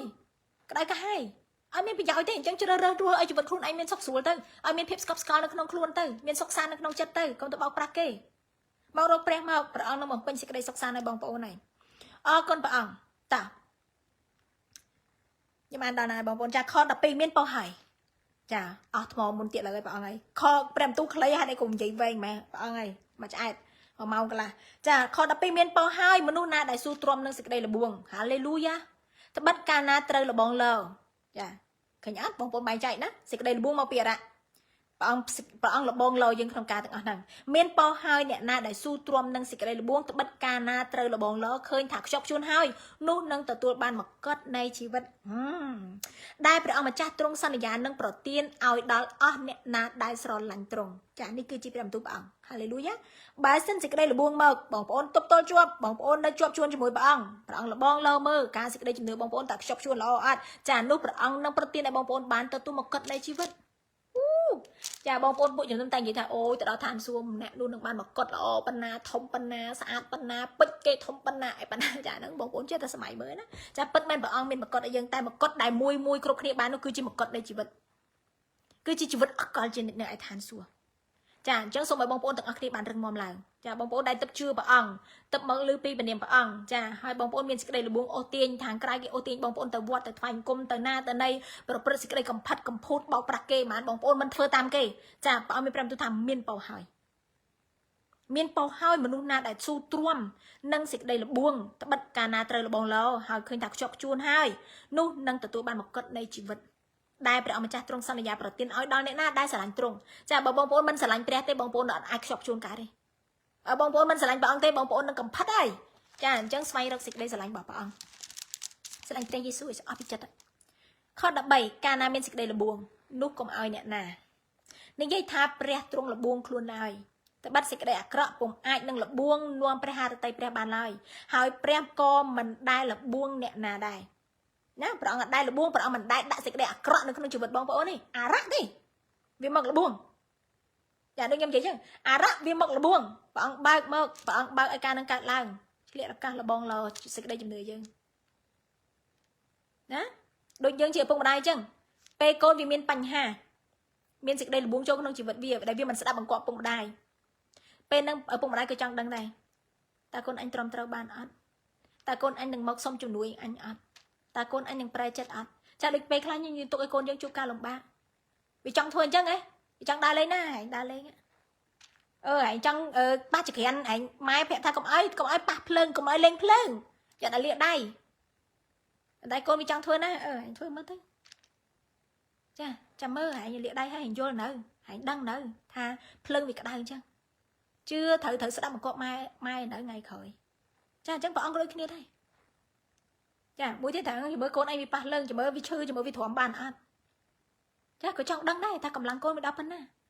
តើសេចក្តីអត់ធ្មត់របស់កូនវាបានដល់កម្រិតណាអេមែនចាដូច្នេះកុំឲ្យគិតថាព្រះលបួងយើងអត់ទេព្រះលបងចាអារ៉ាក់វាមកលបួងនាំឲ្យវិនាសប៉ុន្តែលបងវិញនាំឲ្យរឹងមាំលបួងនាំឲ្យវិនាសលបងឡោនាំឲ្យរឹងមាំលបួងនាំឲ្យវិនាសតែសេចក្តីលបងឡោវិញគឺនាំឲ្យរឹងមាំហាឡេលូយ៉ាព្រះអង្គលបងឡោយើងឲ្យយើងរឹងមាំចាក្នុងការដែលអារ៉ាក់វាលបួងខ14អញ្ចឹងត្រូវឲ្យដឹងណាការលបួងមិនមែនមកពីព្រះទេត្បិតព្រះអង្គមិនដែលនាំមាននាំពុំអាចចាមិនអាចសេចក្តីអាក្រក់ព្រះអង្គមិនដែលប្រើសេចក្តីអាក្រក់នឹងដើម្បីមកលបួងកូនព្រះអង្គទេត្បិតទ្រង់គ្មានសេចក្តីអាក្រក់ទេតែអារ៉ាក់ទេវាចេះមកសំព្រះអង្គដូចព្រះអង្គដែលអារ៉ាក់វាតែនិយាយមួយព្រះអង្គរឿងយោបអញ្ចឹងព្រះអង្គស្អាតបើកមកបើកឲ្យខ្ញុំបំផ្លាញដក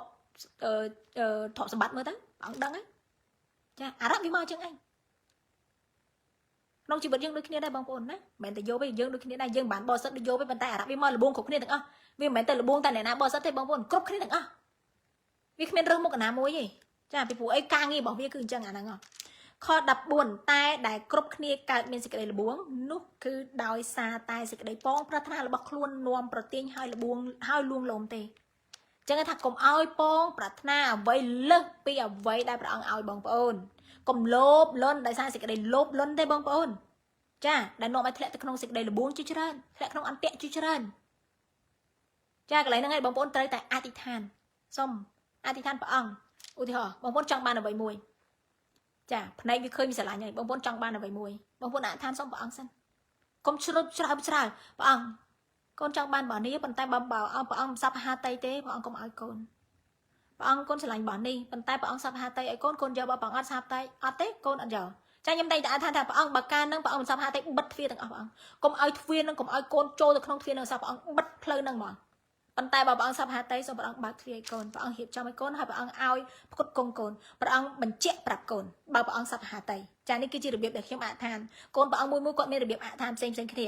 ចាដូច្នេះខ្ញុំសូមអធិដ្ឋានអញ្ចឹងខ្ញុំតែងតែសូមសេចក្តីបញ្ជាក់ពីព្រះអង្គហើយខ្ញុំមិនភ័យខ្ញុំមិនអន់ចិត្តទេខ្ញុំនិយាយត្រង់ថាកូនអត់អន់ចិត្តទេបើព្រះអង្គបិទទ្វារមួយនឹងព្រះអង្គអត់ចង់ឲ្យកូនបានរបស់ហ្នឹងកូនអត់អន់ចិត្តទេចាតាមបំណងផាតីត្រង់ពីព្រោះបើសិនជាខ្ញុំចង់បានតាមចិត្តយើងចាយើងមានភាពលោភលន់វិញអ្នកដែលលំបាកគឺយើងហើយចាអារ៉ាក់វាលបួងយើងបានហើយបើបងប្អូនចូលទៅតាមផ្លូវហ្នឹងដែលបងប្អូនលោភលន់ចង់បានអារ៉ាក់លបួងបានហើយប៉ុន្តែបើសិនជាមកព្រះពរមកពីព្រះវិញព្រះអង្គនឹងផ្គត់ផ្គង់ចាបើមកពីព្រះអង្គវិញព្រះអង្គនឹងឲ្យបងប្អូនទៅដោយស្រួលព្រះអង្គបើកទ្វារឲ្យបើព្រះអង្គបើកទ្វារឲ្យគ្មានអាហ៊ានបិទទេហើយបើព្រះអង្គបើកទ្វារឲ្យព្រះអង្គដាក់សេចក្តីការពារសេចក្តីផ្គត់ផ្គង់នៅក្នុងហ្នឹងហើយព្រះអង្គរៀបចំឲ្យគឺជាបំណងផាតីរបស់ព្រះអង្គហើយហាឡេលូយ៉ាសម្រាប់សេរីល្អរបស់ព្រះណាបងប្អូនចាដូច្នេះបងប្អូនត្រូវយល់ហើយចាដូច្នេះគ្រប់គ្នាកើតមានសេចក្តីល្បួងគឺដោយសារតែសេចក្តីប៉ងប្រាថ្នារបស់ខ្លួននាំប្រទាញចាហើយលួងលោមទេអរគុណព្រះអង្គខ15រួចកាលណាសេចក្តីប៉ងប្រាថ្នាចាអរគុណបងកន្លែងហ្នឹងអ្នកបងក៏តែខ្ញុំប្រាប់មួយថាអូនអ្វីដែលល្អគឺព្រះអង្គប្រទានឲ្យយើងហើយចាគាត់លើកទឹកចិត្តខ្ញុំដូច9ខ្ញុំដើរលេងអញ្ចឹង Ủa nhầm ta lên đi ta lên đủ đã tới cái lại bảo sắp hà tây có ta chưa tới ôn chưa tới ôn vậy là cứ mau bị pre hay dạ nhưng đã lên bài là bị pre hay chả nhưng cậy con tha là ôi chả đã lên là bảo sắp hà tây nhưng ban đã lên ngay con tay miền pe bị bỏ pre hay đừng pe bị bỏ dương chẳng thật sẽ đắp pe bị bỏ ông này công tơ tam thì chất dương pe chả nó nhâm to vào cho mỗi bồn để bồn không sẽ đây chấm nửa chả cái lại nâng cứ bật bảo là cứ mau bị pre con tay pe khác cứ miền pe bị bỏ ông chả nhưng công thua tam thì chất dương á cứ miền pe bị bỏ pre thật ạ than xong bà ông đã đại chả nhầm tay tay tại dọc bị bò môi tha ba bà ông sắp hà tây ba bà ông sắp hà tây ở khiêm thơ ca nít khiêm đừng phở ba bà ông sắp hà tây khiêm tây đi nu nhưng đừng tới đích bò còn vậy chẳng ba bà ông sắp hà tây khiêm ban tây khiêm đừng tây hallelujah kho đập ram rút cam na xịt đầy pong pra tha chọn bên được không tây dạ không chặt dương bật thái đó chả đâm bật thái trong ba này dạ nút samara tranh một chi ẩm bờ ba hỏi ca nạ ba bàn pin po pin láng nút co bằng cá chia xịt đầy slam bao balen khuôn ai đã biết là buông nhoi nhoi balen khuôn ai thẹn không xịt đây là buông nhoi nhoi thẹn balen khuôn ai thẹn không ca lục luôn chỉ nhoi nhoi không ca cầm phụt cầm phật chỉ nhoi nhoi chả xịt đây slam ở đó này bông bông cầm bông tay đào play tầm rong tay đâu xịt đây slam ấy đại slamนั่นคือสลับทางพลังวิญญาณบัดบองสิกระไดสงครัวได้นี่ใหญ่ขอดับประมวยบองบอลสกุลเพียร์บอกยมเอ้ยกำอ้อยเตยบ่มพรลอยครบเตียงระบาดดอลอ้อได้เปรียบประเตียนมกหนึ่งอ้อเตียงอ่ำน้อยเตียนดอกครบเละนุสตายมกปีสถานเลยคือมกปีเปรียโวเบดาในปนลือได้ตรงเหมือนเจ๊ปลายปลัวสมใบตายสมาวในสิกได้พลาปลายก็เขมียนได้จ้าอะไรนี่ได้มองแผบก็แผบย่อมจ้าสิกได้ละอ้อคือมกปีปะอ้อยคือสัตแต่มกปีทานช่วยจ้าแปรเปอร์เตียงมันอ่ำน้อยเตียนดอกครบเละเตียงมันคือสัตแต่มกปีเปรียให้ก็ไรนั่งจังเลิกจัดบองปนมวยเตียนได้เคยบองปนยังนามวยเฟื่องกางเงี้ยละอ้อban miền ẩm nói tiên là bảy mộc bị pre chà có mấy thằng mộc bị ả tê ắt tê bông bồn ẩm nói tiên là cứ sát mộc bị pre chà ca là để kết phơ prem tu bảo thá bắt cứ chỉ pre tê đại bản đá chất ai nẹt phơ cứ mộc bị pre tê ả rạ với bản đá là những phơ là o cái đi hai ẩm nói tiên được kia đây ả rạ với bản đá oi ẩm nói tiên pre chí bông bồn ả rạ với bản đá oi ẩm nói tiên nhưng tiếp sai mình o bị pre chí xuôi cái ban sòng cứ thế ắt tê nè ắt tê ả rạ với miền oi ẩm nói tiên ả rạ với miền này ao gì vì lui cái này đi mùi vì lui ẩm nói tiên đại bà ông đã được không côn bà ông đang ưu thi hò bà ông ao ẩm nói tiên côn nâng tập sai đừng lòi ẩm nói tiên khám sai đừng lò tại bà đó amen bàn tay đã vì lui mà dây bằng bốn vì lui đã đầm bài được không nè nâng khoát mà nè nâng ở đây sai đừng lo cái đấy bà ông hai kê nâng chẳng vì lui đã đầm bài lên ai sật ta bắt nâng anh nè nâng tập sai đừng lo thì bàn ất tập sai bà ẩm nói tiên nâng ất bà ẩm nói tiên mong bị pre bàn tay lên sắt đây sầm rạp nè nâng lên sắt sầm rạp nè nâng bị bùi lụi đã đầm bài tập bắt nâng tỉ nó cũng ai phải thao ô màu bị ả rạ tên nè nâng ắt tỉ ông nói tiên mọc bị pre hay bạn ông nè chặt pre kê máu ấy đầm bay sai đầm nâng đây xịt đây sừng rùa ấy kê ban cột kia ô thì thôi nhom nè nhom bong sai chị ông chặt được khiêm sai vậy bàn tay khiêm không được pe mua đà rạ vì đã đầm bài được không khiêm hơi khiêm thiệt không xịt đây là buông nâng anh nâng cứ khiêm lên sắt đấy số thật đầm nâng là ốp sai đấy cái ban sừng rùa ớt cái ban bàn tay bành ha luôn ai cho mùi pre nè ta luôn ai sắt cho mùi pre này ta khiêm thiệt không xịt đây là buông ẩm nuốt ạt cái lấy nâng tỉ lấy nâng bay chạy bông bông mình ai bật cáp hẹp kia tha mà để nâng khóc câu ấy ô ẩm nói tiên nâng mền mau bị pre bông bông còn mơ nghi ẩm nói tiên bông bông còn bông mơ nghi pre cha tới tôi tu squat khúc tiếng ẩm nói tiên từng ớt ai kết phơi ca nghi bông ra pre tôi squat từng ớt bông bông tay chấm này nè nó sắt mình sắt cứ rương bạc kia mùi pre tì còn ai trao tha ẩm nói tiên mau bị ả còn mày sao ok hai cùng trao mình đừng mùi nâng tha ô mùi nâng mau bị ả no nó chặt kia màu bà xem chỉ kia miền ẩm nuốt nâng cứ chia đầm bay rồi bạc kia đi chắc cứ chỉ sợ nghe đại ả lui sạp đại trao vì lui sạp luôn thế hallelujah bạn bạn kia chặt dân krok này ai tập sai đầm nằng lọ chặt dân krok này ai tập cáp vì niệm pre Giêsu ả rạ với mà đại chặt này ai tập cáp vì niệm pre Giêsu bằng con ở đây vì ta đầm bay lui ở các không ca nghe đang đầm bay bằng plan này là nghe cha vì bố con bảo cho nên nó còn trở làm hưởng năng tay cho cho cắn kia ơi cho nhầm vậy nhọt bằng con buổi thoi chết à cha tay để cho cắn kia chỉ nhoi nhoi ô ả rạ đây nè năng à ô ẩm nói tiên nó mau bị ả rạ thế no chạy anh chi mau bị ả rạ thế no bà xin chỉ cái bậc cáp bị bệnh pre Giêsu á chạy lực thực chất ở kia chưa pre Giêsu á cha mình phải trang cho mùi nông đầm năng lo cha cứ mau bị pre còn tay bậc kia mau chạy bậc ca ô cũng ai chưa chi cũng ai chưa cho anh đang ả rạ ai cũng chưa lơ cáp rồi chi anh đang ả rạ ai bông bông ả rạ với tay tay bậc ca được không pre cũng bị cái cam sao mình khiêm ăn cho mùi bông bông chăng cho bụng đập buồn này chà đại bộ xem trên đại kê bộ nơi xa Juda thì mà anh kê mình chưa nâng mau bậc ca ម៉ូតូវ៉ាយកទីបន្ទាល់ខ្លាំងៗមកប៉ះបាត់បាសបោគេឲ្យគេនឹងយកដុំថ្មគប់សម្រាប់ពលអានឹងអរៈតាចាអានឹងគឺអរៈដែលបដិសេធដំណឹងល្អមិនឲ្យគេជឿដល់ព្រះនាមព្រះយេស៊ូវអានឹងអរៈឯងបើគេទៅផ្សាយដំណឹងល្អប្រាប់ប្រកាសពីព្រះនាមព្រះយេស៊ូវបងប្អូនថាអូមែនទេអ្នកនឹងមកពីអរៈឯងអ្នកនឹងខុសឆ្គងទេបងប្អូនកំពុងសួរខ្លួនឯងតើបងប្អូនខាងណាចាបងប្អូនត្រូវសួរខ្លួនឯងតើបងប្អូនខាងណាបងប្អូនខាងព្រះឬខាងអរៈតើអ្នកណាមានអរៈពិតប្រាកដត្បិតអរៈវាមិនដែលបញ្ជូនអ្នកណាឲ្យទៅផ្សាយដំណឹងល្អឯងបងប្អូនអរៈវាមិនដែលបញ្ជូនអ្នកណាឲ្យទៅលើកទឹកចិត្តគ្នាឲ្យគេជឿព្រះយេស៊ូវទេអរៈវាទៅខ្វាត់គេអញ្ចឹងបើបងប្អូនតាំងខ្លួនឯងជាអ្នកខ្វាត់គេមិនឲ្យលឺដំណឹងល្អខ្វាត់គេមិនឲ្យជឿលើការប្រោយជាខ្វាត់គេមិនឲ្យជឿលើគ្រប់ទាំងអំណោយទានមកពីព្រះខ្វាត់គេមិនឲ្យគេដូចថាទៅបំរើព្រះធ្វើបទចម្រៀងសរសើរដំណើរព្រះអង្គអ្វីក៏ដោយឲ្យតែគេធ្វើដើម្បីថ្វាយសេរីល្អដល់ព្រះគឺព្រះអង្គហើយចាត់គេមកបងប្អូនថាអត់ទេអ្នកហ្នឹងនិយាយអួតអាងអ្នកហ្នឹងមិនមែនមកពីព្រះអត់ទេអាហ្នឹងគឺដំបែទេជាអរៈទេអ្នកលួចសាបព្រោះប៉ុន្តែមិនមែនការដែលគេធ្វើទាំងប្រមាណហ្នឹងគឺជាអរៈអ្នកបញ្ជូនគេមកទេមែនទេអាអំពើបាបនៅក្នុងខ្លួនគេអានឹងរឿងរបស់គេមកចំហៀងទៀតហើយតែដែលសំខាន់គឺដំណឹងល្អពីព្រះយេស៊ូវសំខាន់គេប្រកាសពីព្រះនាមព្រះយេស៊ូវឲ្យអ្នកជុំវិញខ្លួននឹងជឿព្រះអង្គជឿដល់ព្រះយេស៊ូវបើមួយឯងបើសិនជាអ្នកនឹងទៅប្រកាសប្រាប់គេឲ្យជឿដល់ខ្លួនឯងអាហ្នឹងអរៈឯងចាបើខ្ញុំមកផ្សាយប្រអួតពីខ្លួនខ្ញុំអត់មាននិយាយពីព្រះនាមព្រះយេស៊ូវអត់លើកទឹកចិត្តឲ្យបងប្អូនខ្ជាប់ខ្ជួនជាមួយព្រះអង្គអត់បង្រៀនឲ្យបងប្អូនទៅអធិដ្ឋានទៅរកព្រះអង្គអត់ដឹកនាំឲ្យបងប្អូននឹងកោតខ្លាចដល់ព្រះចាបើសិនជាខ្ញុំនិយាយថាបើខ្ញុំមិននិយាយពីព្រះនាមព្រះយេស៊ូវមិនឲ្យបងប្អូនទៅរកព្រះអង្គអាហ្នឹងខ្ញុំអរៈឯងខ្ញុំឧទាហរណ៍ព្រះអង្គអត់ទៅបាបកូនកូននិយាយមិនមែនមើងងាយដំណាក់ព្រះអង្គទេឧទាហរណ៍ប៉ុន្តែបើសិនជាអ្នកនោះទៅប្រកាសឲ្យបងប្អូនទៅអានព្រះបន្ទូលកោតខ្លាចដល់ព្រះសរសើរដំណើរដល់ព្រះផ្សាយពីដំណឹងសេចក្តីសង្គ្រោះចាឲ្យបងប្អូនប្រែចិត្តពីអំពើបាបយើងអាចចោទប្រកាន់ថាគេអរៈកើតទេបងប្អូនចាបើបងប្អូនចោទអ្នកនោះអញ្ចឹងគឺបងប្អូនកំពុងចោទព្រះហើយចាត្បិតគឺជាព្រះវិញ្ញាណទេដែលបណ្ដាលឲ្យអ្នករកគ្នាធ្វើការងារល្អអរៈវាបណ្ដាលទេបងប្អូនចាអញ្ចឹងច្បាស់ណាបើសិនជាអ្នកនោះមានអំនួតអារឿងរបស់គេមួយទៀតទេប៉ុន្តែកុំឲ្យចោទប្រកាន់អំណោយទានរបស់ព្រះ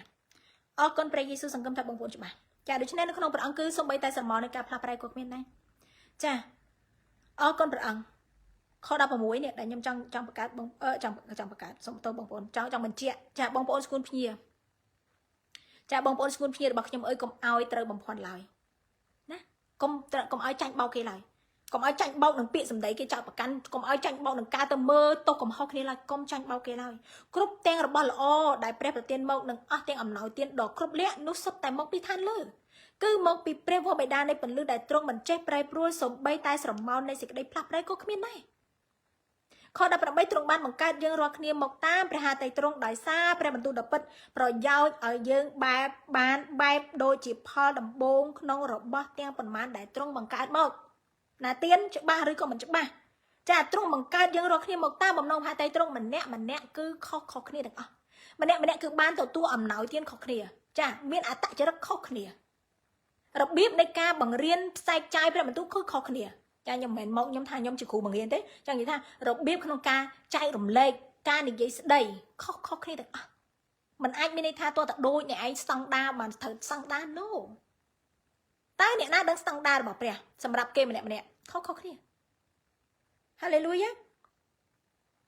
អរគុណព្រះអង្គទ្រង់បានបង្កើតយើងមកតាមបំណងតាមព្រះハតីទ្រង់ដោយសារព្រះបន្ទូលដ៏ពិតប្រយោជន៍ឲ្យយើងបានបែបដូចជាផលដំបូងក្នុងរបស់ទាំងប្រមាណដែលទ្រង់បង្កើតមក19ដូច្នេះបងប្អូនស្គូនភីអើយចូលឲ្យគ្រប់គ្នាបានឆាប់នឹងស្ដាប់ Hallelujah Hallelujah Hallelujah បងប្អូនគូសពណ៌កន្លែងនឹង highlight ឲ្យស្អាតហើយឧស្សាហ៍នឹងទន្ទិញចូលបងដូច្នេះបងប្អូនស្គូនភីអើយចូលឲ្យគ្រប់គ្នាបានឆាប់នឹងស្ដាប់នៅខ19បងប្អូនចូលឲ្យគ្រប់គ្នាបានឆាប់នឹងស្ដាប់ក្រនឹងនិយាយហើយយឺតនឹងខឹងដែរតាទៀនឆាប់នឹងស្ដាប់ព្រះបន្ទូលព្រះអង្គស្ដាប់សំឡេងព្រះវិញ្ញាណបរិសុទ្ធដែលនៅក្នុងបងប្អូនបើបងប្អូនមានទំនាក់ទំនងជាមួយព្រះអង្គបានលឺព្រះសូរសៀងព្រះអង្គឆាប់នឹងស្ដាប់ព្រះបន្ទូលស្ដាប់អ្វីដែលព្រះអង្គមានព្រះបន្ទូលមកបងប្អូនស្ដាប់លឺហើយក្រនឹងនិយាយកុំឆាប់ថ្កោលទោសគេកុំឆាប់មើងងាយគេណាកុំឆាប់ជំនុំជម្រះគេពេកកុំឆាប់មានអំនួតខ្លួនឯងកុំឆាប់និយាយចេញពីអ្វីដែលក្នុងចិត្តខ្លួនឯងខ្លាំងពេកគិតសិនណាក្រនឹងនិយាយហើយយឺតនឹងខឹងកុំឆាប់ខឹងគេចាកន្លែងហ្នឹងខ្ញុំលើកទឹកចិត្តបងប្អូនសាមញ្ញរៀនមួយគ្នាដែរគាត់លឺពាក្យគេគាត់ថាខឹងឆាវហ្មងកុំឆាប់នឹងខឹងទុកក្នុងខ្លួនសិនខ្ញុំដាក់គេមួយ ចាស្ដាប់ចាប់ចាំព្រះបន្ទូលព្រះអង្គថាព្រះបន្ទូលព្រះអង្គថាឲ្យព្រះបន្ទូលនៅចិត្តឯងក្នុងមាត់ឯងក្នុងចិត្តឯងយកព្រះបន្ទូលមួយថាខ្ញុំដាក់ក្នុងគំនិតបងប្អូនមួយមិនសិនមិញយកព្រះបន្ទូលព្រះយេស៊ូវមួយថាដែលព្រះអង្គនៅលើឈើឆ្កាងគេមើងងាយព្រះអង្គអត់មានព្រះបន្ទូលថាអោព្រះវរបិតាឲ្យសូមអត់ទោសបាបឲ្យគេផងត្បិតគេមិនដឹងថាគេធ្វើអីទេចាំតែព្រះបន្ទូលមួយហ្នឹងទៅគឺអត់ទោសឲ្យគេបានហើយចាអត់បងប្អូននឹងងាយអត់ងាយនឹងខឹងទេឮពាក្យគេមកនៅស្ងៀមសិនស្ដាប់ពាក្យគេប្រហែលពេលខ្លះគេនិយាយតែមួយឃ្លាហ្នឹងតន់ចប់ត្រឹមហ្នឹងឯងស្ដាប់គេនិយាយតិចទៀតមើលឲ្យគេបកស្រាយអស់សិនមើលចាអត់មានព្រះបន្ទូលថាឲ្យអ្នកគ្រប់គ្នាបានឆាប់នឹងស្ដាប់ក្រនឹងនិយាយយឺតនឹងខឹងណានេះហើយគឺជាកូនរបស់ព្រះអង្គបើបងប្អូនឮគេពាក្យគេគ្រាន់និយាយមកអូអ្នកឯងនឹងខុសហើយប៉ុណ្ណឹងនិយាយគ្រាន់និយាយប៉ុណ្ណឹងខុសបាត់ហើយមិនបាច់ទេបាច់បកស្រាយទៀតគ្រាន់និយាយចេញប៉ុណ្ណឹងខុសហើយអូបងប្អូនខ្លាំងជាងព្រះទៀតតែបើតើសូម្បីតែព្រះអង្គក៏ព្រះអង្គមានមេត្តាករុណាព្រះអង្គអត់ធ្មត់នឹងស្ដាប់កូនព្រះអង្គឲ្យឱកាសនឹងកូនព្រះអង្គកែប្រែឲ្យឱកាសកូននឹងបកស្រាយនៅអ្វីដែលក្នុងចិត្តខ្លួនឯងព្រះអង្គទ្រង់ជ្រាបពីក្នុងចិត្តគេប៉ុន្តែព្រះអង្គឲ្យឱកាសគេនិយាយដែរចាប៉ុន្តែបងប្អូនមួយធ្វើជាចៅក្រមដឹងចិត្តគេជាងព្រះទៀតកាត់ពងប៉ាំងហ្មងខុសខឹងខាតយកតែម្ដងចាកាត់ចោលតែម្ដងចាលឿនមែនតើលឿនណាស់ចាអញ្ចឹងណាចឹងបើបងប្អូនជាអ្នកមានព្រះមែនចាស្ដាប់តិចទៀតដល់ហើយបងប្អូនខ21ចាខ20ត្បិតខ20សំទោសត្បិតសេចក្តីកំហឹងរបស់មនុស្សមិនដែលសម្រេចតាមសេចក្តីសុចរិតរបស់ព្រះទេបើបងប្អូនឆាប់តែខឹងតាមចិត្តខ្លួនឯងបងប្អូនកុំគិតថាខ្ញុំមានព្រះនៅខាងក្នុងចាអត់អាចទេបងប្អូនអូខ្ញុំមានព្រះអង្គនៅជាមួយខ្ញុំបើបងប្អូនគ្រាន់លើពាក្យគេបងប្អូនខឹងបាត់ហើយហ្នឹងហើយតែប្រាប់ថាបងប្អូនមានព្រះនៅក្នុងរបៀបម៉េចព្រះនៅក្នុងចិត្តខ្ញុំឬតែពាក្យគេមកប្រាវចាឃើញតែមុខគេមិនស្រស់ដាក់បន្តិចឈើដាក់គេបាត់ចាគេគ្រាន់តែមិនធ្វើតាមចិត្តខ្លួនឯងតិចកាត់កៅចោលបាត់ចាហ្នឹងហើយមានព្រះនៅខាងក្នុងគ្រាន់តែឮសម្ដីគេចែកចាយមកមិនច្បាស់លាស់បន្តិចអូអរសាតាំងបាត់ហ្នឹងហើយបងប្អូនមានព្រះចាហ្នឹងហ៎អតចរិតអ្នកមានព្រះចាសួរខ្លួនឯងវិញជីឃើញខ21បានជាចូលទទួលព្រះបន្ទូលចាបានជាចូលទទួលព្រះបន្ទូលដែលបានដាំក្នុងចិត្តអ្នករាល់គ្នាដោយចិត្តសុភាពចោះទាំងលះចោលអស់ទាំងសេចក្តីស្មោះគ្រប់ចេញនិងសេចក្តីគំរក់ដ៏មានច្រើនម្លេះចេញផងត្បិតព្រះបន្ទូលនោះអាចនឹងជួយសង្គ្រោះប្រលឹងអ្នករាល់គ្នាបានហាឡេលូយ៉ាអរគុណព្រះយេស៊ូវនៅព្រះបន្ទូលព្រះអង្គចាដែលព្រះអង្គមានព្រះបន្ទូលថាចូលឲ្យព្រះបន្ទូលបានដាំក្នុងចិត្តអ្នករាល់គ្នាចាបើបងប្អូនមានដាំព្រះបន្ទូលក្នុងចិត្តណាព្រះអង្គសុំមួយទៀតឲ្យចិត្តសុភាពផងឲ្យមានសេចក្តីសុភាពនៅក្នុងនឹងផងចាកន្លែងហ្នឹងថាព្រះអង្គឲ្យមានចិត្តសុភាពដោយព្រះបន្ទូលមួយនៅព្រះចម្រៀងបទចម្រៀងនៅក្នុងខ្សែបរិសុទ្ធលេខ260តាំងពីបានសង្គ្រោះចានឹងបទរបស់ខ្ញុំចាមិនខ្ញុំសរសេរចង់និយាយថាបទតំណាងជីវិតខ្ញុំតាំងពីបានសង្គ្រោះចាព្រះអង្គដកអាចិត្តឆ្នះឆ្នើមចេញក្អេងក្អាងព្រះអង្គដកចេញអស់លេងកាចម៉ែអើយកំពុងកាចឆ្លងប្រទេសបងប្អូនល្បីឆ្លងប្រទេសចាកាចឆ្នះឆ្នើមហ្នឹងគឺល្បីខ្លាំងមែនតើខ្ញុំនេះចាប៉ុន្តែតាំងពីជឿព្រះអង្គមកព្រះអង្គដកឲ្យមានចិត្តសុភាពអាឆ្នះនៅអត់នៅតិចតួចនៅប៉ុន្តែឆ្នះឲ្យដឹងរឿងកាចឲ្យដឹងរឿងកាចជាមួយអារៈចាអរគុណព្រះអង្គចាប៉ុន្តែព្រះអង្គសូមឲ្យព្រះបន្ទូលព្រះអង្គដែលដាំក្នុងចិត្តយើងរាល់គ្នានេះជឿដល់ព្រះបន្ទូលព្រះអង្គដោយចិត្តសុភាពទាំងលះចោលសេចក្តីស្មោកគ្រប់ចេញនិងគំរក់ដ៏មានច្រើនម្លេះចេញផងហាឡេលូយ៉ាអញ្ចឹង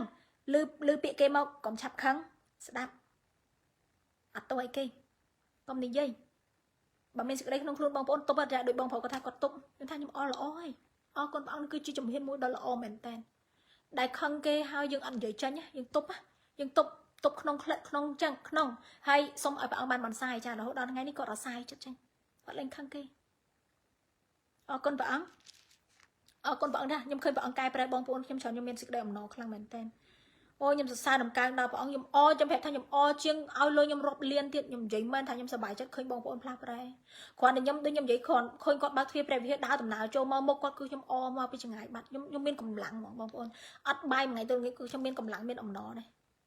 ចាដូចខ្ញុំអង្គុយញញឹមដើរញញឹមសើដំកើងព្រះអង្គចាខ្ញុំអរសប្បាយជាមួយព្រះអង្គចាខ្ញុំមិនមែនអរមានមោទនភាពខ្លួនឯងទេមែនទេគឺខ្ញុំអរសប្បាយជាមួយព្រះអង្គដោយតែព្រះអង្គមានសេចក្តីអំណរនៅក្នុងជីវិតខ្ញុំពេលខ្ញុំផ្លាស់ប្រែចាកន្លែងហ្នឹងដែលខ្ញុំយល់ពីបំណងផាតីត្រង់ហើយខ្ញុំធ្វើឲ្យខ្ញុំមានកម្លាំងនឹងដើរទៅមុខទៀតជួយលើកទឹកចិត្តគ្នាឲ្យផ្លាស់ប្រែបន្តទៀតចានេះគឺជាកម្លាំងរបស់ខ្ញុំកន្លែងហ្នឹងដែលព្រះបន្ទូលព្រះអង្គថាសេចក្តីអំណររបស់ព្រះអង្គម្ចាស់គឺជាកម្លាំងនៃទូបង្គំគឺការពិតទេចាការពិតរឿងហ្នឹងព ពេលដែលឃើញថាព្រះអង្គសពហាតីអសប្បាយជាមួយកូនព្រះអង្គខ្ញុំមានកម្លាំងនឹងធ្វើការចាមានកម្លាំងពុះពៀទៅមុខទៀតអរគុណព្រះយេស៊ូវចាខ20ចាដូច្នេះព្រះបន្ទូលនឹងថ្ងៃខ21ដែលនិយាយថាចាឲ្យបងប្អូនចេញពីសេចក្តីស្មោកគ្រោកចាឲ្យមានព្រះបន្ទូលដាំក្នុងចិត្តចាត្បិតព្រះបន្ទូលនឹងហើយចាព្រះបន្ទូលនោះឯងនឹងអាចនឹងជួយសង្គ្រោះព្រលឹងអ្នកឲ្យរស់បានបងប្អូនស្ដាប់តាមព្រះបន្ទូលព្រះអង្គត្រាប់តាមព្រះអង្គចាបងប្អូននឹងបានរស់ព្រះបន្ទូលនោះឯងនឹងរំដោះបងប្អូនចាខ22ចូលឲ្យអ្នករាល់គ្នាប្រព្រឹត្តតាមព្រះបន្ទូលទៅណាចូលឲ្យប្រព្រឹត្តតាមព្រះបន្ទូលទៅកុំឲ្យគ្រាន់តែស្ដាប់ប៉ុណ្ណោះហើយបញ្ឆោតខ្លួនវិញនោះឡើយចាព្រះអង្គមានព្រះបន្ទូលថាអ្នកណាដែលបានចូលទៅនគរឋានសួគ៌គឺអ្នកណាដែលឮព្រះបន្ទូលព្រះអង្គហើយប្រព្រឹត្តតាមណាទៀនជឿដល់ព្រះអង្គហើយប្រព្រឹត្តតាមព្រះបន្ទូលព្រះអង្គចាព្រះអង្គមានព្រះបន្ទូលថាកុំឲ្យបញ្ឆោតខ្លួនឯងបើបងប្អូនឮព្រះបន្ទូលព្រះអង្គហើយមិនធ្វើតាមគឺបងប្អូនបញ្ឆោតខ្លួនឯងហើយកុំបញ្ឆោតខ្លួនឯងបញ្ឆោតព្រះមិនបានទេបងប្អូនខ23ចាខ្ញុំទៅលឿនចិត្តអស់ហើយថ្មចាតិចទៀតអលត់បាត់លើហើយត្បិតបើអ្នកណាស្ដាប់ព្រះបន្ទូលហើយតែមិនប្រព្រឹត្តតាមអ្នកនោះនឹងធៀបដូចជាមនុស្សដែលឆ្លោះមុខក្នុងកញ្ចក់អ្នកនោះគ្រាន់តែមើលខ្លួនរួចចេញបាត់ទៅហើយក៏ភ្លេចពីបែបភាពខ្លួនជាយ៉ាងណាភ្លាមណាមើលតែកញ្ចក់ឃើញខ្លួនឯងប្រឡាក់មិនឆោពិនិត្យមើលមិនជូតមិនលាបមិនលាងឲ្យស្អាតទេបងប្អូនចេញទៅក៏ខិចដែរដូចជាបានឆុកកញ្ចក់អញ្ចឹងចាដូច្នេះបើអានព្រះបន្ទូលព្រះអង្គហើយព្រះអង្គប្រាប់ឲ្យកែបងប្អូនមិនកែទេប្រៀបដូចជាបងប្អូនអត់បានអានអញ្ចឹងទៅព្រះវិហារទៅសាមកៅព្រះអង្គចាទៅថ្វាយគុំព្រះអង្គចេញពីព្រះវិហារវិញបងប្អូនទៅកំផិតដូចជាបងប្អូនអត់បានទៅអញ្ចឹងវាមានបានផ្លាស់ប្រែទៅសាលារៀនទៅរៀនសូត្ររាប់មួយឆ្នាំបងលុយអស់រាប់ពាន់រាប់ម៉ឺនហើយបងប្អូនអត់យកចំណេះវិជ្ជានឹងមកដាក់ក្នុងចិត្តបងប្អូនអត់យកមកប្រព្រឹត្តទេអញ្ចឹងបងប្អូនរៀនមួយឆ្នាំហ្នឹងវាអត់ប្រយោជន៍ទាំងអស់ចាដូចនៅស្រុកខ្មែរយើងស្រុកណាក៏ដោយគ្នាដែរដូចគ្នាដែរបងប្អូនទៅរៀនចំណាយពេលរាប់សិបឆ្នាំហើយរៀនចាប់ហើយជិលធ្វើការងារហ្នឹងចាអត់ប្រយោជន៍បងប្អូនចំណាយពេលចោលអត់ប្រយោជន៍អត់បានកែសោះចំណេះមាននៅក្នុងខ្លួនប៉ុន្តែយកមកប្រព្រឹត្តសោះអត់បានជាប្រយោជន៍ដូចគ្នាអញ្ចឹងចាអញ្ចឹងឮព្រះបន្ទូលព្រះអង្គឲ្យมันប្រព្រឹត្តតាមនោះអត់ប្រយោជន៍ដូចអ្នកឆ្លោះកញ្ចក់ហើយអត់បានលៀងខ្លួនអញ្ចឹងចាអត់បានមើលខ្លួនអញ្ចឹងអត់មើលវាភ្លេចពីសភាពខ្លួនឯងអត់បានប្រយោជន៍អីទេខំ25តែអ្នកណាដែលពិនិត្យមើលក្នុងក្រឹតវិន័យដ៏គ្រប់លក្ខគឺជាក្រឹតវិន័យខាងឯសេរីភាពហើយក៏ជាប់ចិត្តចំពោះឥតភ្លេចសេចក្តីដែលស្ដាប់នោះឡើយគឺបានប្រព្រឹត្តតាមវិញអ្នកនោះនឹងមានពរក្នុងគ្រប់ទាំងការដែលខ្លួនធ្វើទាំងប៉ុន្មានហាឡេលូយ៉ាកន្លែងហ្នឹងហើយកន្លែងហ្នឹងកូនសៅអូខេបើសិនជាបងប្អូនបានអានព្រះបន្ទូលព្រះអង្គចាបងប្អូនយកមកស្ដាប់តាមបងប្អូនអត់ភ្លេចទេស្ដាប់តាមព្រះបន្ទូលព្រះអង្គទាំងអស់ចាបងប្អូននឹងមានពរគ្រប់ទាំងការដែលអ្នកនោះធ្វើបងប្អូនទៅផ្សាយព្រះបន្ទូលព្រះអង្គក៏មានជោគជ័យបងប្អូនការងារក្នុងជីវិតខ្លួនឯងក៏ជោគជ័យទាំងអស់ពីព្រោះបងប្អូនប្រព្រឹត្តតាមព្រះបន្ទូលព្រះអង្គកោតខ្លាចដល់ព្រះតែព្រះអង្គមានព្រះបន្ទូលថាអ្នកណាដែលជឿកោតខ្លាចដល់ព្រះអង្គនឹងមិនឲ្យជំរុកគេនៅទៅទេព្រះអង្គមិនឲ្យធំទឹកតំពេងបញ្ជូគេរីងស្ងួតទេអត់ទេបងប្អូនពីព្រោះគេប្រព្រឹត្តតាមសេចក្តីជំនឿគេកោតខ្លាចដល់ព្រះព្រះបន្ទូលព្រះអង្គឧទាហរណ៍អានសុភាសិតសាឡូមោនប្រាប់ថាចូលឲ្យអ្នករាល់គ្នាពួកមនុស្សកំជិលចោអើយចូលឲ្យអ្នករាល់គ្នាមើលទៅសម្អោចចាបងប្អូនអានព្រះបន្ទូលព្រះអង្គពិចារណាបងប្អូនយល់ឃើញបងប្អូនប្រព្រឹត្តតាមបងប្អូននឹងបានពេញបបបងប្អូនអត់ខ្វះខាតអីទេចាបងប្អូននឹងបានពេញដោយសេចក្តីផ្គត់ផ្គង់មកពីព្រះហាឡេលូយ៉ាចាអញ្ចឹងបើអត់មានព្រះបន្ទូលអ្នកនោះនឹងមានពរក្នុងគ្រប់ការដែលខ្លួនធ្វើគ្រប់ទាំងការដែលខ្លួនធ្វើទាំងប្រមាណគ្រប់ទាំងអស់ខ26បើអ្នកណាស្មានថាខ្លួនកាន់ទេហើយនេះត្រូវថ្ងៃឡើងក្តៅមុខហើយចាបើអ្នកណាស្មានថាខ្លួនជាអ្នកកាន់សាសនាតែមិនចេះទុកដាក់សោះហេកន្លែងនេះណាតែមិនចេះទុកដាក់សោះអ្នកនោះឈ្មោះថាបញ្ឆោតចិត្តខ្លួនហើយឯសាសនារបស់អ្នកនោះជាឥតប្រយោជន៍ទៅទេកន្លែងនេះបើបងប្អូនអួតតែខ្លួនឯងឧទាហរណ៍អ្នកខ្លះមិនជឿព្រះទេកាន់សាសនាបើបងប្អូនខ្ញុំអាចបិទអនុផ្លេតបងប្អូនក្តៅ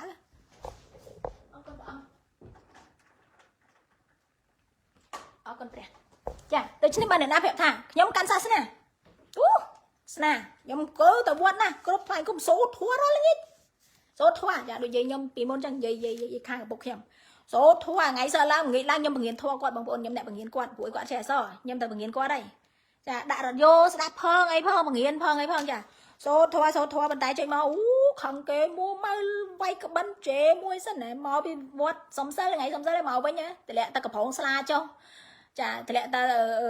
ស្រាក់ចុះជេមួយសិនខំដល់ណាដល់ណីវាយផងអីផងចាពេញនឹងឯងថាកាន់សាសជាទំដាក់ខ្លួនឯង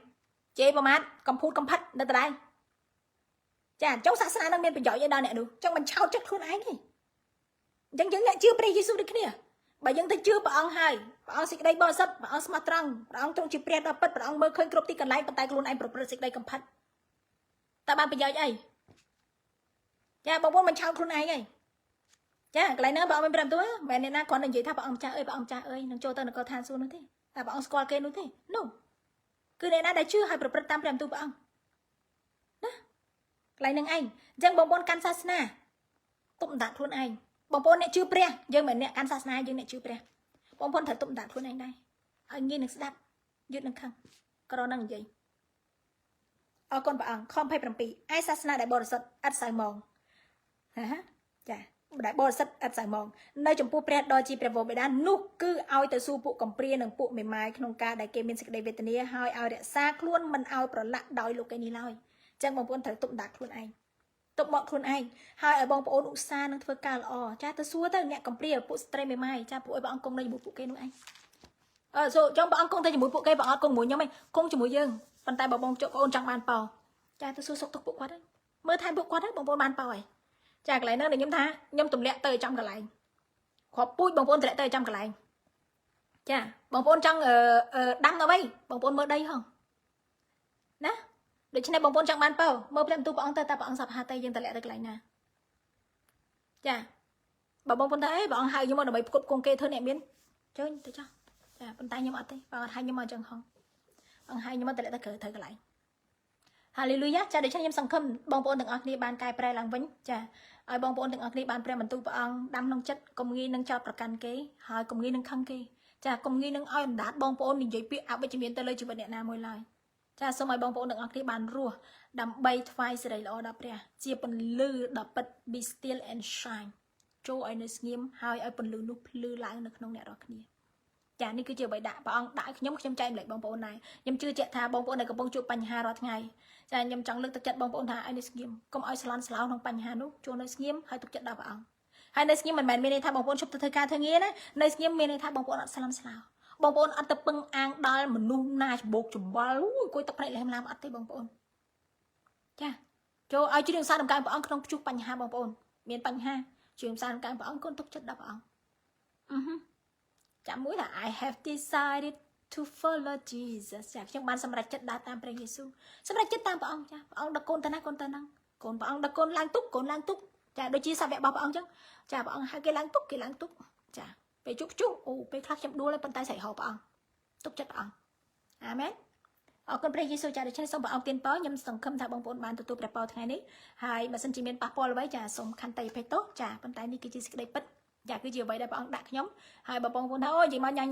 ចាគឺជាអំណោយទានរបស់ព្រះកុំមើលងាយអំណោយទានព្រះអង្គមកតង់ទៀតចាថ្វាយសិរីល្អដល់ព្រះអង្គគ្រប់យ៉ាងទាំងអស់ចាសូមឲ្យបងប្អូនទាំងអស់គ្នាបានកោតខ្លាចដល់ព្រះសម្លឹងទៅឲ្យព្រះយេស៊ូវហើយសូមឲ្យយកព្រះបន្ទូលព្រះអង្គយកមកប្រព្រឹត្តតាមអេមែនចាកុំយកតែមកកន្លែងមកប្រព្រឹត្តតាមចាសូមឲ្យបានស្គាល់បំណងផាតីរបស់ព្រះអង្គសូមឲ្យស្គាល់សេចក្តីសុចរិតរបស់ព្រះហើយប្រព្រឹត្តតាមចាគឺបងប្អូនយកគំរូតាមព្រះយេស៊ូវមិនយកគំរូតាមមនុស្សហើយក៏មិនយកគំរូតែព្រះបន្ទូលមួយខដែរចាសូមសម្លឹងមើលព្រះបន្ទូលព្រះអង្គឲ្យគ្រប់ជ្រុងជ្រោយហើយយកមកប្រព្រឹត្តតាមកុំងាយនឹងជំនុំជម្រះអ្នកណាកុំងាយនឹងមើលងាយអ្នកណាម្នាក់ឡើយចាសូមឲ្យគ្រប់យ៉ាងទាំងអស់បានសរសើរដំណើរដល់ព្រះចាសូមព្រះយេស៊ូវប្រទានពរសូមជម្រាបលាបាយបាយ